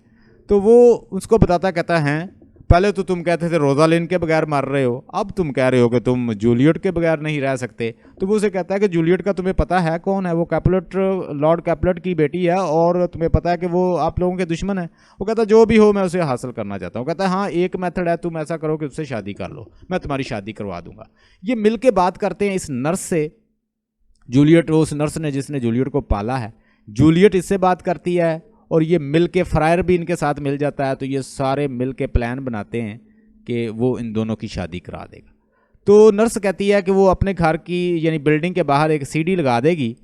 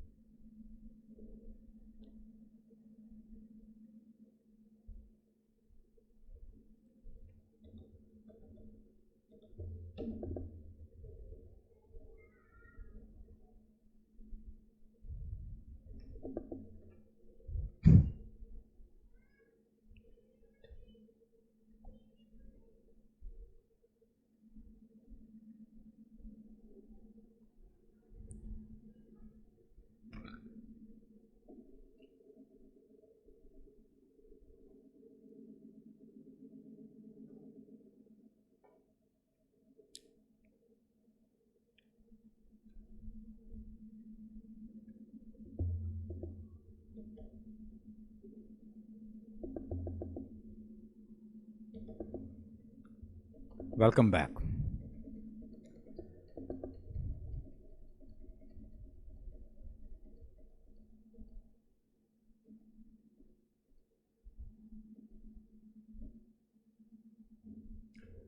Romeo Juliet. Welcome back. Dear student friend follower, you're listening to the voice of Sir Rana. Our contact number is 0305631964. Let's discuss. Montagu और कैपुलेट जो दो फैमिलीज़ हैं, इनकी आपस में बहुत ज़्यादा लड़ाई है और रोमियो और जूलियट जो हैं दोनों आपस में मोहब्बत कर बैठे हैं। मतलब मोहब्बत भी कौन कर बैठे हैं? जो एक दूसरे के सख्त दुश्मन हैं। जूलियट और रोमियो और जूलियट दोनों मशवरा करते हैं फ्रायर लॉरेंस से, प्रीस्ट से, कि अब किस तरह वो एक दूसरे के हो जाएं। उनके साथ मिल जाती है नर्स भी कि किस तरह से इन दोनों फैमिलियों को भी एक कर दिया जाए, इनकी लड़ाई भी ख़त्म हो जाए और ये दोनों एक दूसरे को हासिल भी कर लें। इस तरह फ्रायर लॉरेंस, नर्स और रोमियो और जूलियट ये सारे मिलके एक प्लान बनाते हैं। फ्रायर कहता है कि मैं आप दोनों की शादी करवा दूंगा और आप लोग ऐसा करना कि नर्स के साथ मिलके अगला प्लान जो है वो अरेंज कर लें। नर्स कहती है कि आप लोग आपस में शादी करें और मैं बिल्डिंग के बाहर जो है यहाँ पे सीढ़ी लगा दूंगी और तुम ऐसा करना, इस सीढ़ी पे चढ़ के उसके कमरे में चले जाना और तुम अपनी वेडिंग नाइट को एंजॉय कर लेना। अब ये ऐसे ही करता है, ये इससे शादी कर लेता है जूलियट से, और रोमियो जो है एक सीढ़ी उसके घर के बाहर लगा दी जाती है, उस सीढ़ी पे चढ़ के वो उसके कमरे तक जाता है और they enjoyed their wedding night and now they love each other and they can't live without each other. Husband wife बन गए। अब होता यूं है कि इसका फादर प्लान करता है, लॉर्ड कैपुलेट ये प्लान करता है कि वो इसकी शादी कर देगा पेरिस से, जिसका पहले भी प्रपोजल आया था। पेरिस अब उसकी बेटी जो है क्वाइट यंग है, का नौजवान हो चुकी है, वो जवान है, तो वो उसकी शादी कर देगा और वो उसे कहता है कि तुम तैयार हो जाओ, तुम्हारी शादी होगी पेरिस से। ये जो लॉर्ड पेरिस है इससे तुम्हारी शादी होगी, ये हमारे ख़ानदान का भी है, हमारे लेवल का भी है, हम तुम्हारी इससे शादी करेंगे। अब ये बहुत ज़्यादा परेशान हो जाती है टाइबल्ट, और एक दिन मुलाकात होती है टाइबल्ट की और रोमियो की और साथ मर्किशियो की। ये दोनों मुलाकात ये मिलते हैं टाइबल्ट से। टाइबल को पता है कि किस तरह से ये पार्टी में आए थे और किस तरह इन्होंने हमारी पार्टी को यानी इन दोनों ने मिलके स्पॉइल करने की, उसे ख़राब करने की कोशिश की थी। टाइबल्ट इनवाइट करता है रोमियो को कि तुम मेरे साथ जंग करो, मेरे साथ ड्यूल करो, हम दोनों लड़ते हैं एक दूसरे के। मतलब वो तलवार होती है, उससे फिर दोनों एक दूसरे से लड़ते हैं। कहता रेडी हो जाओ, हम दोनों लड़ेंगे। ये कहता है कि वो नहीं लड़ेगा क्योंकि एक तो वो इनके साथ रिश्तेदारी बनाना चाहता है, बनी हुई है उसकी, और वैसे भी जंग को ख़त्म करना चाहता है रोमियो। रोमियो जो है वो एक लवर है, अब वो लड़ना नहीं चाहता। लेकिन मर्क्यूशियो कहता है तुम बुज़दिल हो यार, तुम लड़ते क्यों नहीं हो, लाए मैं इससे लड़ता हूँ। ये इसके साथ लड़ना शुरू कर देता है, और जब ये लड़ता है तो ये इसको स्टैब करता है और इसकी डेथ हो जाती है। जब ये मर रहा होता है तो रोमियो जो है उसको गुस्सा आता है, वो इसको स्टैब कर देता है, तो टाइबल्ट की डेथ हो जाती है। हर जगह ये लोगों को पता चलता है रोमियो ने टाइबल्ट को मार दिया है। अब इससे जूलियट भी थोड़ी सी परेशान होती है, लेकिन जूलियट को बाद में समझ आती है कि उसमें रोमियो का कोई कसूर नहीं है। वो जूलियट जो है दोबारा से अपने आप को, अपने जहन को साफ कर लेती है। वो कहती है वो अपने हस्बैंड का हर सूरत साथ देगी।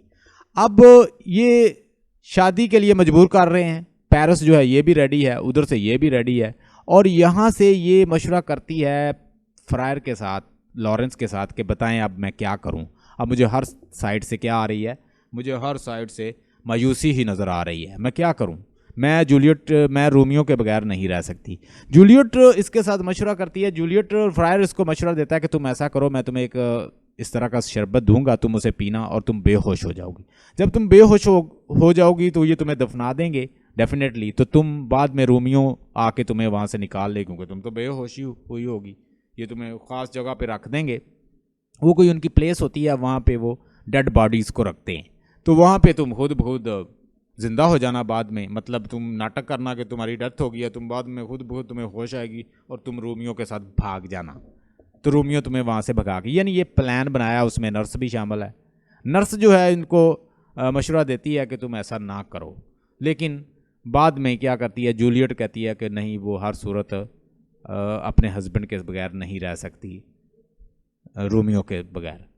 अब ये ऐसे ही प्लान बनाती है, ये पी लेते हैं, ये इसको पिला देता है शरबत। रोमियो को सज़ा दी है प्रिंस एस्कलस ने कि चूंकि तुमने कत्ल किया है किसका, टाइबल्ट का, तो वो तुम यहाँ से मैं तुम्हें बैनिश करता हूँ। ये उससे बैनिश होकर दूसरे किसी एरिया में चला जाता है। यानी पहले ये वेरोना इटली का कोई इलाका है, उसकी सेटिंग दिखाई गई है, लेकिन इसे अब कहाँ गया, मैंटुआ नामी एक प्लेस है, ये वहाँ पे रह रहा होता है। वहाँ पे इसको पता चलता है कि जूलियट की तो डेथ हो गई है, तो ये इतना परेशान होके वहाँ से निकलता है और ये सीधा आता है किसकी कब्र के ऊपर, जूलियट की कब्र के ऊपर। जूलियट की कब्र में मतलब उसकी एक फेक ही कब्र बनाई हुई है, उस कब्र पे क्या कर रहा है, वो ऐसे फूल फेंक रहा है। कौन, पेरिस। जैसे ये पेरिस को देखता है तो पेरिस इसे ड्यूल के लिए इनवाइट कर लेता है रोमियो को। ये दोनों आपस में लड़ते हैं। रोमियो क्या करता है, इसको ज़ख्मी कर देता है पेरिस को, ये इसको कत्ल कर देता है। पेरिस इसको भी ज़ख्मी करता है, लेकिन ये बच जाता है रोमियो। लेकिन रोमियो को जैसे ही पता चलता है, वो अपने साथ जहर की शीशी भी लाया है, एक वो शीशी लेकर आया है जिसमें जहर भरा हुआ है। तो ये जैसे इसको कत्ल करता है पेरिस को, तो वो ये समझता है कि अब जूलियट की तो डेथ हो चुकी है, उसका तो फ़ायदा ही नहीं। तो वो क्या करता है, रोमियो वो जहर पी लेता है। जूलियट ऊपर से आती है, जूलियट देखती है कि रोमियो जो है उसने जहर पी लिया है, वो देख लेती है, शीशी को देख लेती है कि उसने जहर पी लिया है। तो वो क्या करती है, उसका जो खंजर होता है उससे खुद को स्टैब कर लेती है। वहाँ पे जूलियट की भी डेथ हो जाती है। इस तरह दोनों जो हैं, ये लव स्टोरी जो है एंड होती है। ये स्टोरी है रोमियो जूलियट की।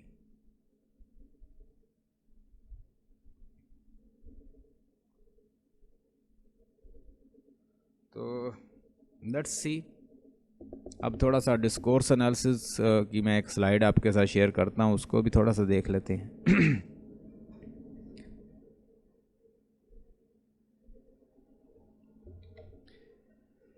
What is discourse analysis, who will tell me. कल मैंने आपको थोड़ा बहुत बताया था डिस्कोर्स एनालिसिस के बारे में। Explain in simple word what is difference between text and discourse. एक टेक्स्ट और डिस्कोर्स में क्या फर्क होता है। What is difference between the text and discourse. If you tell me I will be very happy. Asha, आपको तो पता होना चाहिए what is difference between text and discourse. Yes, sir. Text is just a piece, written piece, but discourse is beyond this. कोई भी किसी भी चीज को जो है वो हम डिस्कोर्स कहते हैं, जिसमें कि सब्जेक्ट का होना जो है वो जरूरी है। फॉर एग्जाम्पल कन्वर्सेशन हो सकती है, रिटन डाटा हो सकता है, कुछ भी हो सकता है, वो डिस्कोर्स है। और जो टेक्स्ट है वो सिर्फ जो हमारे पास रिटन मटेरियल है उसी को हम टेक्स्ट कहेंगे। ये तो एक बड़ी एम्बिगुअस सी बात हो गई। आशा, ये बड़ा वसी टॉपिक है। Basically it is it's a field of the applied linguistic. जब हम नॉलेज को प्रैक्टिकल फील्ड में अप्लाई करते हैं, लैंग्वेज के नॉलेज को, उसे अप्लाइड लिंग्विस्टिक कहते हैं। वो एक साइकोलॉजिस्ट भी कर सकता है प्रैक्टिकल फील्ड में, वो एक न्यूरोलॉजिस्ट जो न्यूरोलिंग्विस्टिक जैसे फिर बन जाता है, साइको लिंग्विस्टिक, ठीक है। लैंग्वेज ELT से रिलेटेड जो टीचर है वो अप्लाई करता है लैंग्वेज की स्किल को और वो सारे नॉलेज को, उसको भी अप्लाइड लिंग्विस्टिक करते हैं। वो कोई नया प्लान डिवाइस करता है टीचिंग का, वो कोई नया मेथड डिवाइस करता है अप्लाइड लिंग्विस्टिक को अप्लाई करते हुए ELT का। So it is all overall, इसको नैरो डाउन करके अब उसको कह दिया गया अप्लाइड लिंग्विस्टिक क्या है, लैंग्वेज रिलेटेड रियल लाइफ में जो लैंग्वेज रिलेटेड प्रॉब्लम होते हैं उसे अप्लाइड लिंग्विस्टिक तक महदूद कर दिया गया। मतलब इसका मानी तो बहुत वसी है, इट इज़ इंटरडिसिप्लिनरी या मल्टी डिसिप्लिनरी फील्ड। डिस्कोर्स और टेक्स्ट में फ़र्क ये होता है आशा कि डिस्कोर्स जो होता है वो एक कॉन्टेक्स्ट के साथ होता है अपने। टेक्स्ट जो है एक लिखी हुई ग्रामेटिकल और उसके अंदर लिंग्विस्टिक और ग्रामेटिकल सारी इंफॉर्मेशन हो सकती है, लेकिन डिस्कोर्स जो है वो एक तो बियॉन्ड सेंटेंस होता है और साथ अपने लिए होता है कंटेक्सचुअल इंफॉर्मेशन भी। मतलब ये बगैर कॉन्टेक्स्ट के हो सकती है, but context is attach with the discourse always. और डिस्कोर्स जो होता है हमेशा कलेक्टिव फॉर्म में होता है। मैंने अगले दिन भी आपको मिसाल दी थी, मैं कहता हूँ पंचायत एक वर्ड है लेकिन वो डिस्कोर्स है। अब वो सेंटेंस तो नहीं है लेकिन वो एक डिस्कोर्स है। क्यों? कि उसके साथ बहुत सारी चीज़ें जुड़ी हुई हैं। वो एक कल्चर का हिस्सा है, वो ग्रुप ऑफ पीपल हैं, वो फैसले करते हैं वो लोग। तो इट इज़ इससे कितने अब सेंटेंस मज़ीद निकल सकते हैं। तो ये सारी चीज़ों को मद्देनज़र रखते हुए जो लिंग्विस्ट हैं, जो साइकोलॉजिस्ट हैं, जो लिंग्विस्ट हैं, जो राइटर्स हैं, उन्होंने क्या इसकी ज़रूरत पड़ी, उन्होंने क्या डिस्कवर किया, उन्होंने डिस्कोर्स पे वर्क किया। उसमें बहुत सारे राइटर हैं जैसे मतलब जिन्होंने इसके ऊपर वर्क किया है। तो कुछ रशियन हैं, तो कुछ इंग्लिश पीपल, अमेरिकन हैं। और ये इतनी कोई पुरानी डिस्कोर्स एनालिसिस की जो फील्ड है वो इतनी पुरानी नहीं है, ये 1970 में ये आया है। ठीक है, let's see one by one. What is discourse? A continuous stretch of language larger than sentence, यानी सेंटेंस से लार्जर हो तो उसे क्या कहते हैं? डिस्कोर्स कहते हैं। और often constituting coherent unit such as sermon, ये सरमन कोई डिस्कोर्स हो सकता है, आर्गूमेंट डिस्कोर्स हो सकता है, जोक डिस्कोर्स हो सकता है। बार ये बात याद रखिएगा, डिस्कोर्स जो है वो अलोन नहीं होता।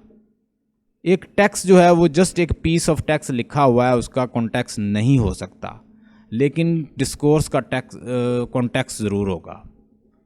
जब मैं बोल रहा हूँ वो किसी ना किसी से बात होगी। देखिए, जॉक कर रहा है तो कोई इंसान किसी से कर रहा है, आर्गूमेंट दे रहा है तो वो किसी को दे रहा है, सरमन दे रहा है तो सामने उसके बहुत सारे लोग बैठे हुए उनको दे रहा है। ठीक है, ये कोहेरेंट होगा, ये एक कलेक्शन फॉर्म में होगा, ये आर्गूमेंट की शक्ल में होगा, ये जॉक में, ये हमेशा एक गुफ्तगू होगी, यानी एक डिस्कशन होगी किसी टॉपिक के ऊपर। ये लिखी हुए भी हो सकता है, अगर लिखे हुए फॉर्म में हो तो उसको वो कहते हैं ये कोई आर्टिकल है, ये कोई स्पीच है, ये कोई डायलॉग्स हैं, तो वो इस फॉर्म में हो सकता है डिस्कोर्स। लेकिन उसके सामने ज़रूर कोई ना कोई बंदा होगा जिसको वो एड्रेस कर रहा होगा। It's a discourse is not a alone, it's in a collective form, एक कलेक्शन फॉर्म में होता है। Stretches of language perceive to be meaningful, unified and purposive. ये कुक जो है 1989 में इसकी डेफिनेशन है। Common feature, it is a stretch of language longer than the sentence, it is a meaningful and coherent, it communicate and has a purpose, यानी जो communicate किया जाता है उसका पर्पस होता है। मतलब अब देखें, फिर एक और चीज़ है कि ये देख लें, ये दरिया है या समंदर है, आपका ऑब्जेक्टिव है डिस्कोर्स से फाइंड करना कि ये बंदा जो स्पीच कर रहा है ये क्या कह रहा है, मतलब इसकी आइडियोलॉजी क्या है। तो आपने उस टेक्स्ट के ऊपर आपका टारगेट क्या होना चाहिए, इसके अंदर से गुजर कर क्या फाइंड करना है, आइडियोलॉजी उसकी। मतलब ये बंदा जो बोल रहा है ये सोशल एक्शन कौन सा यूज कर रहा है। अब मैं और आयशा जो है, मैंने कल भी बताया था, हम दोनों कमरे में बैठे हुए हैं। जब तक सोशल एक्शन नहीं होगा, किसी को ऊपर से आने वाले बंदे को नहीं पता चलेगा हम दोनों का रिश्ता क्या है। मतलब आप मुझे सुन रही हैं, मैं आपसे बोल रहा हूँ, जैसे ही वो कोई आएगा ऊपर से, वो पता नहीं क्या समझ ले, लेकिन मैं सोशल एक्शन करूँगा, मैं कहूँगा Asha open the books and we are going to study this, तो फ़ौरन जो है ऊपर से आने वाला बंदा समझ जाएगा। सोशल एक्शन के ज़रिए मैंने बता दिया कि हम दोनों का रिलेशन क्या है, स्टूडेंट टीचर का। तो ये जो है कैसे हम सोशल एक्शन के ज़रिए अपनी रिकग्निशन देते हैं, क्या क्या हम, ये 4 क्वेश्चन इसमें डिस्कोर्स एनालिसिस में 4 क्वेश्चन पूछे जाते हैं, ये नोट कर लें। पहला कि डिस्कोर्स का स्ट्रक्चर क्या है, हाउ डिस्कोर्स इज स्ट्रक्चर्ड। पहला हाउ डिस्कोर्स इज स्ट्रक्चर, कि उसकी बॉडी क्या है, वो किस तरह से स्ट्रक्चर्ड फॉर्म में आया है, उसके कंपोनेंट क्या हैं, उसकी बॉडी क्या है। ये how text is related to the cultural norm of the society, इसमें देखे जाते हैं। How many cohesive device, reference and structure of the discourse have been used. एक तो हम उसका स्ट्रक्चर देखते हैं डिस्कोर्स का, दूसरा हम देखते हैं कि सोशल एक्शन क्या है, इसके अंदर सोशल एक्शन क्या है, यानी how our social actions are accomplished in discourse. Social action कैसे परफॉर्म करके हमने अपने मकासद को क्या किया है, अकम्प्लिश्ड किया है, उसको मुकम्मल किया है। मैंने अभी आपको मिसाल दी कि टीचर स्टूडेंट बैठे हैं, किसी को नहीं पता कौन है। मैं सोशल एक्शन कुछ ऐसा करूंगा, मैं बताऊंगा कि मैं भाई यहाँ पे क्या स्टैंड कर रहा हूँ। सोशल एक्शन, हमारे सोशल एक्शन जो हैं वो क्या करते हैं, हमारे डिस्कोर्स के अंदर वो अकम्प्लिश करते हैं हमारे बहुत सारे काम जो हम करवाना चाह रहे होते हैं। Applying the discourse analysis, what you want to get, असल में आप क्या करना चाह रहे हैं कि आप देखें, जब हम डिस्कशन होती है तो कुछ चीज़ों को हम डाउन ग्रेड करते हैं। आप मुझसे कहें sir you look very sad, आप मुझे बहुत परेशान लगते हैं सर, क्या मसला है, तो मैं no I am not worried at, I am very happy.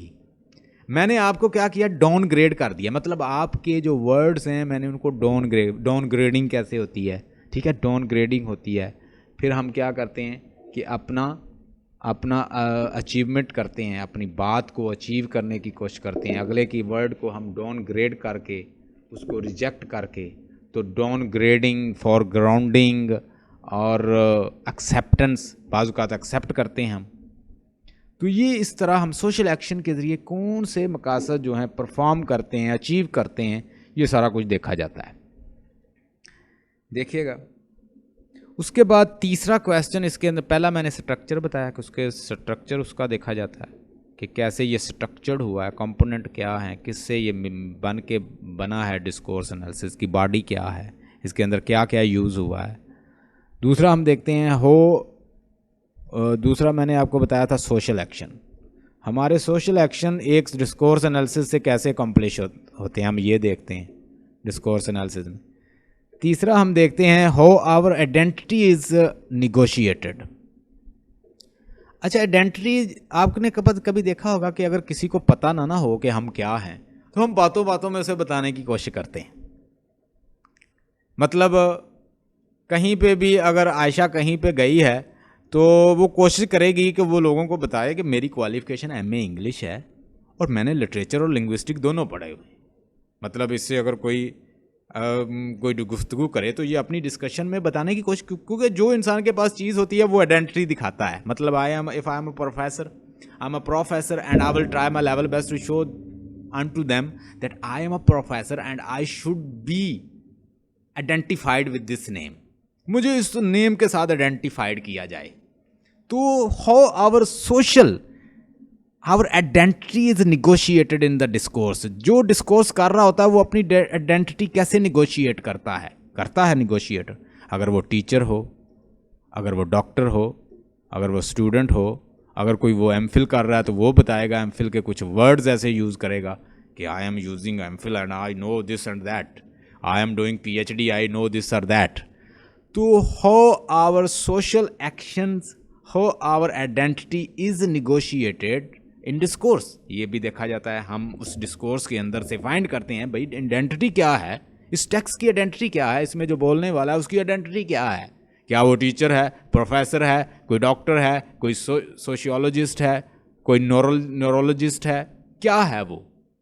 Everything is negotiated. ये चीज़ें सारी निगोशिएट टेक्स्ट के अंदर होके बाहर आ जाती हैं.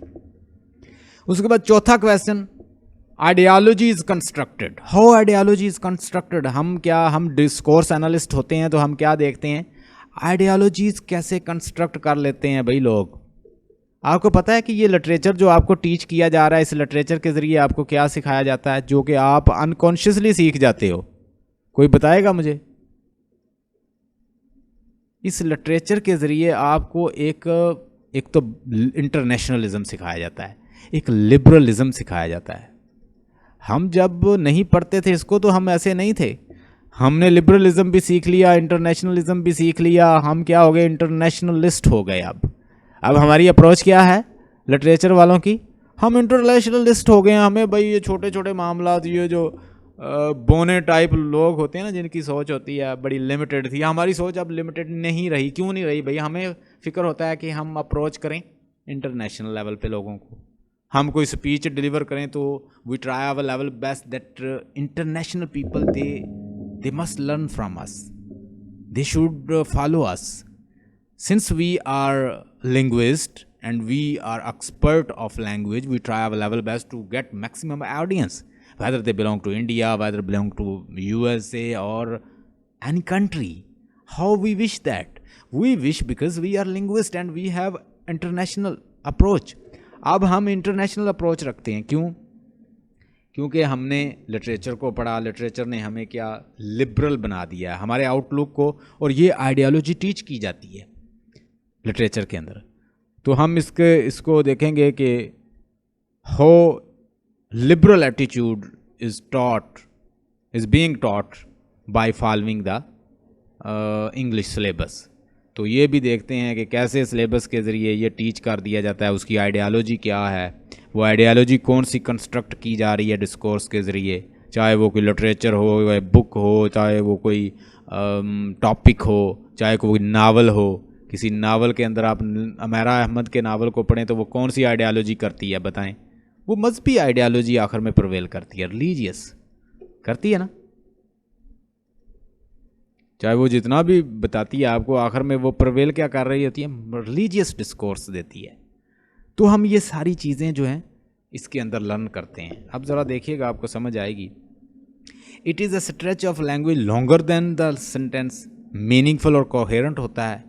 Communicate and has a purpose, इसके पीछे कॉन्टेक्स्ट होता है, सिर्फ कोई टेक्स्ट नहीं होती, उसके पीछे बैकग्राउंड होता है. ठीक है, बैकग्राउंड होता है, टेक्स्ट होता है, सोशल एक्शंस होते हैं, आइडियोलॉजीज़ होती हैं, उसके अंदर बहुत कुछ होता है, रेफरेंस होते हैं, कैटाफोरिक, एनाफोरिक और रेफरेंस और कॉन्टेक्स्ट, और बहुत कुछ उसके अंदर होता है एक डिस्कोर्स के अंदर.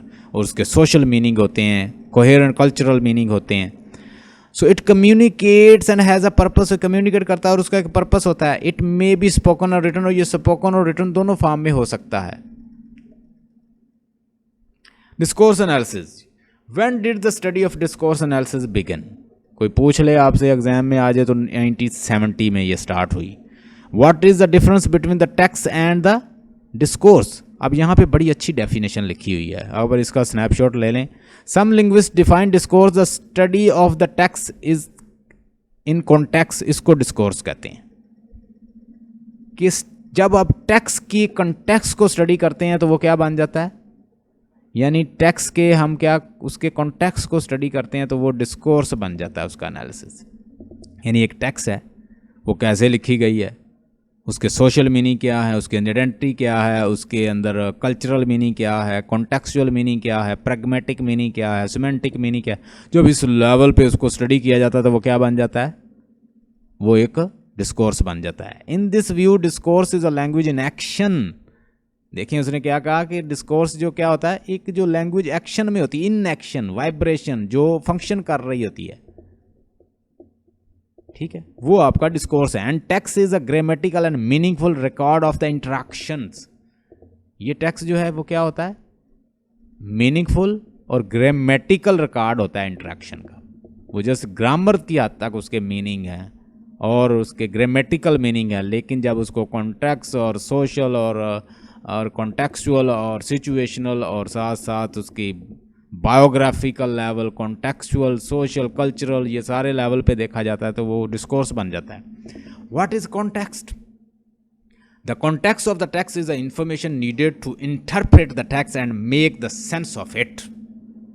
यानी ये कॉन्टेक्स्ट जो होता है वो उसको एक चीज़ को, मतलब अगर दो बंदे डिस्कस कर रहे हैं जैसे मैंने पहले बताया, तो आप फौरन इस पे जजमेंटल ना हो जाएं कि ये दोनों लवर हैं, लवर और बिलवर्ड हैं।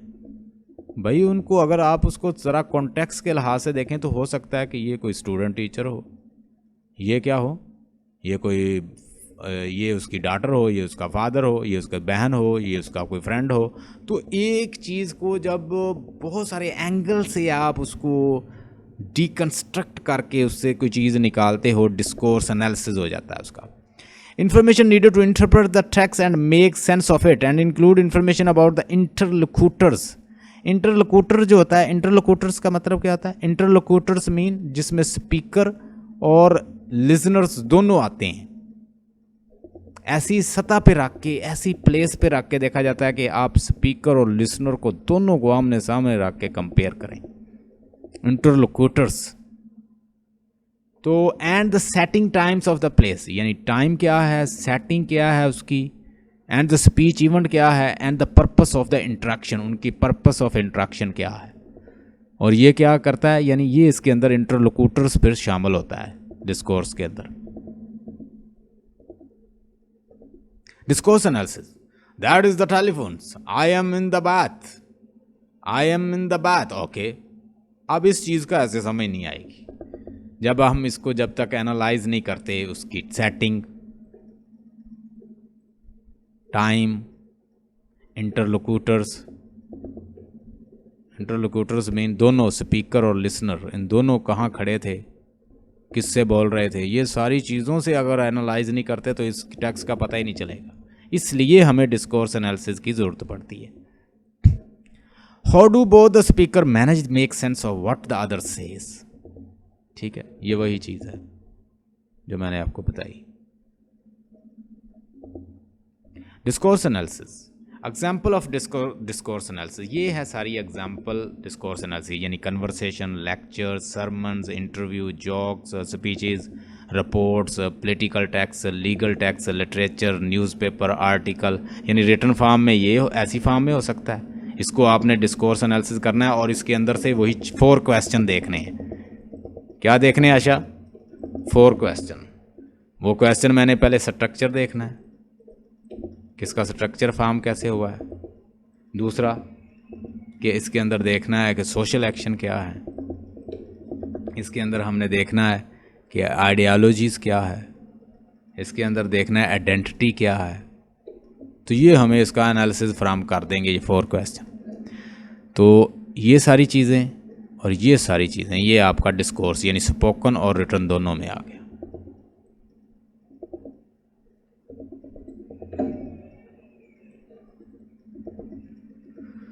Emergence of the discourse analysis. Discourse analysis emerged in 1970 and reaction to the exclusive concern with idealized native speaker hearer knowledge. Chomsky tradition to exclusions of the considerations of. इससे पहले क्या था, theoretical aspect just देखा जाता था, लेकिन Chomsky के बाद जो हैं कुछ आते हैं, मतलब इसमें नाम है, एक ग्राइस है, उसका नाम है, ठीक है, एक हैलिडे है, ऑस्टिन है, फिर्थ है। ये जो बंदे हैं, इन लोगों ने ये कहाँ से लेकर आए, यानी थ्रेटिकल लिंग्विस्टिक से, एक फॉर्मल लिंग्विस्टिक से फंक्शनल लिंग्विस्टिक में की तरफ लेकर आए। पहले लिंग्विस्टिक क्या था, ये नोट कर लें, पहले था 1920 से 1960 तक लिंग्विस्टिक मौजूद था, लेकिन वो एक क्या था, थ्रेटिकल टाइप था लिंग्विस्टिक का, ये थ्रेटिकल था। लेकिन ये इसको कहाँ पे लेकर आए, फंक्शनल एस्पेक्ट से उसको, मतलब जो एक्शन के अंदर उसको लेकर आए। नाम क्या है इसके, नाम इनके नोट कर लें, फिर्थ,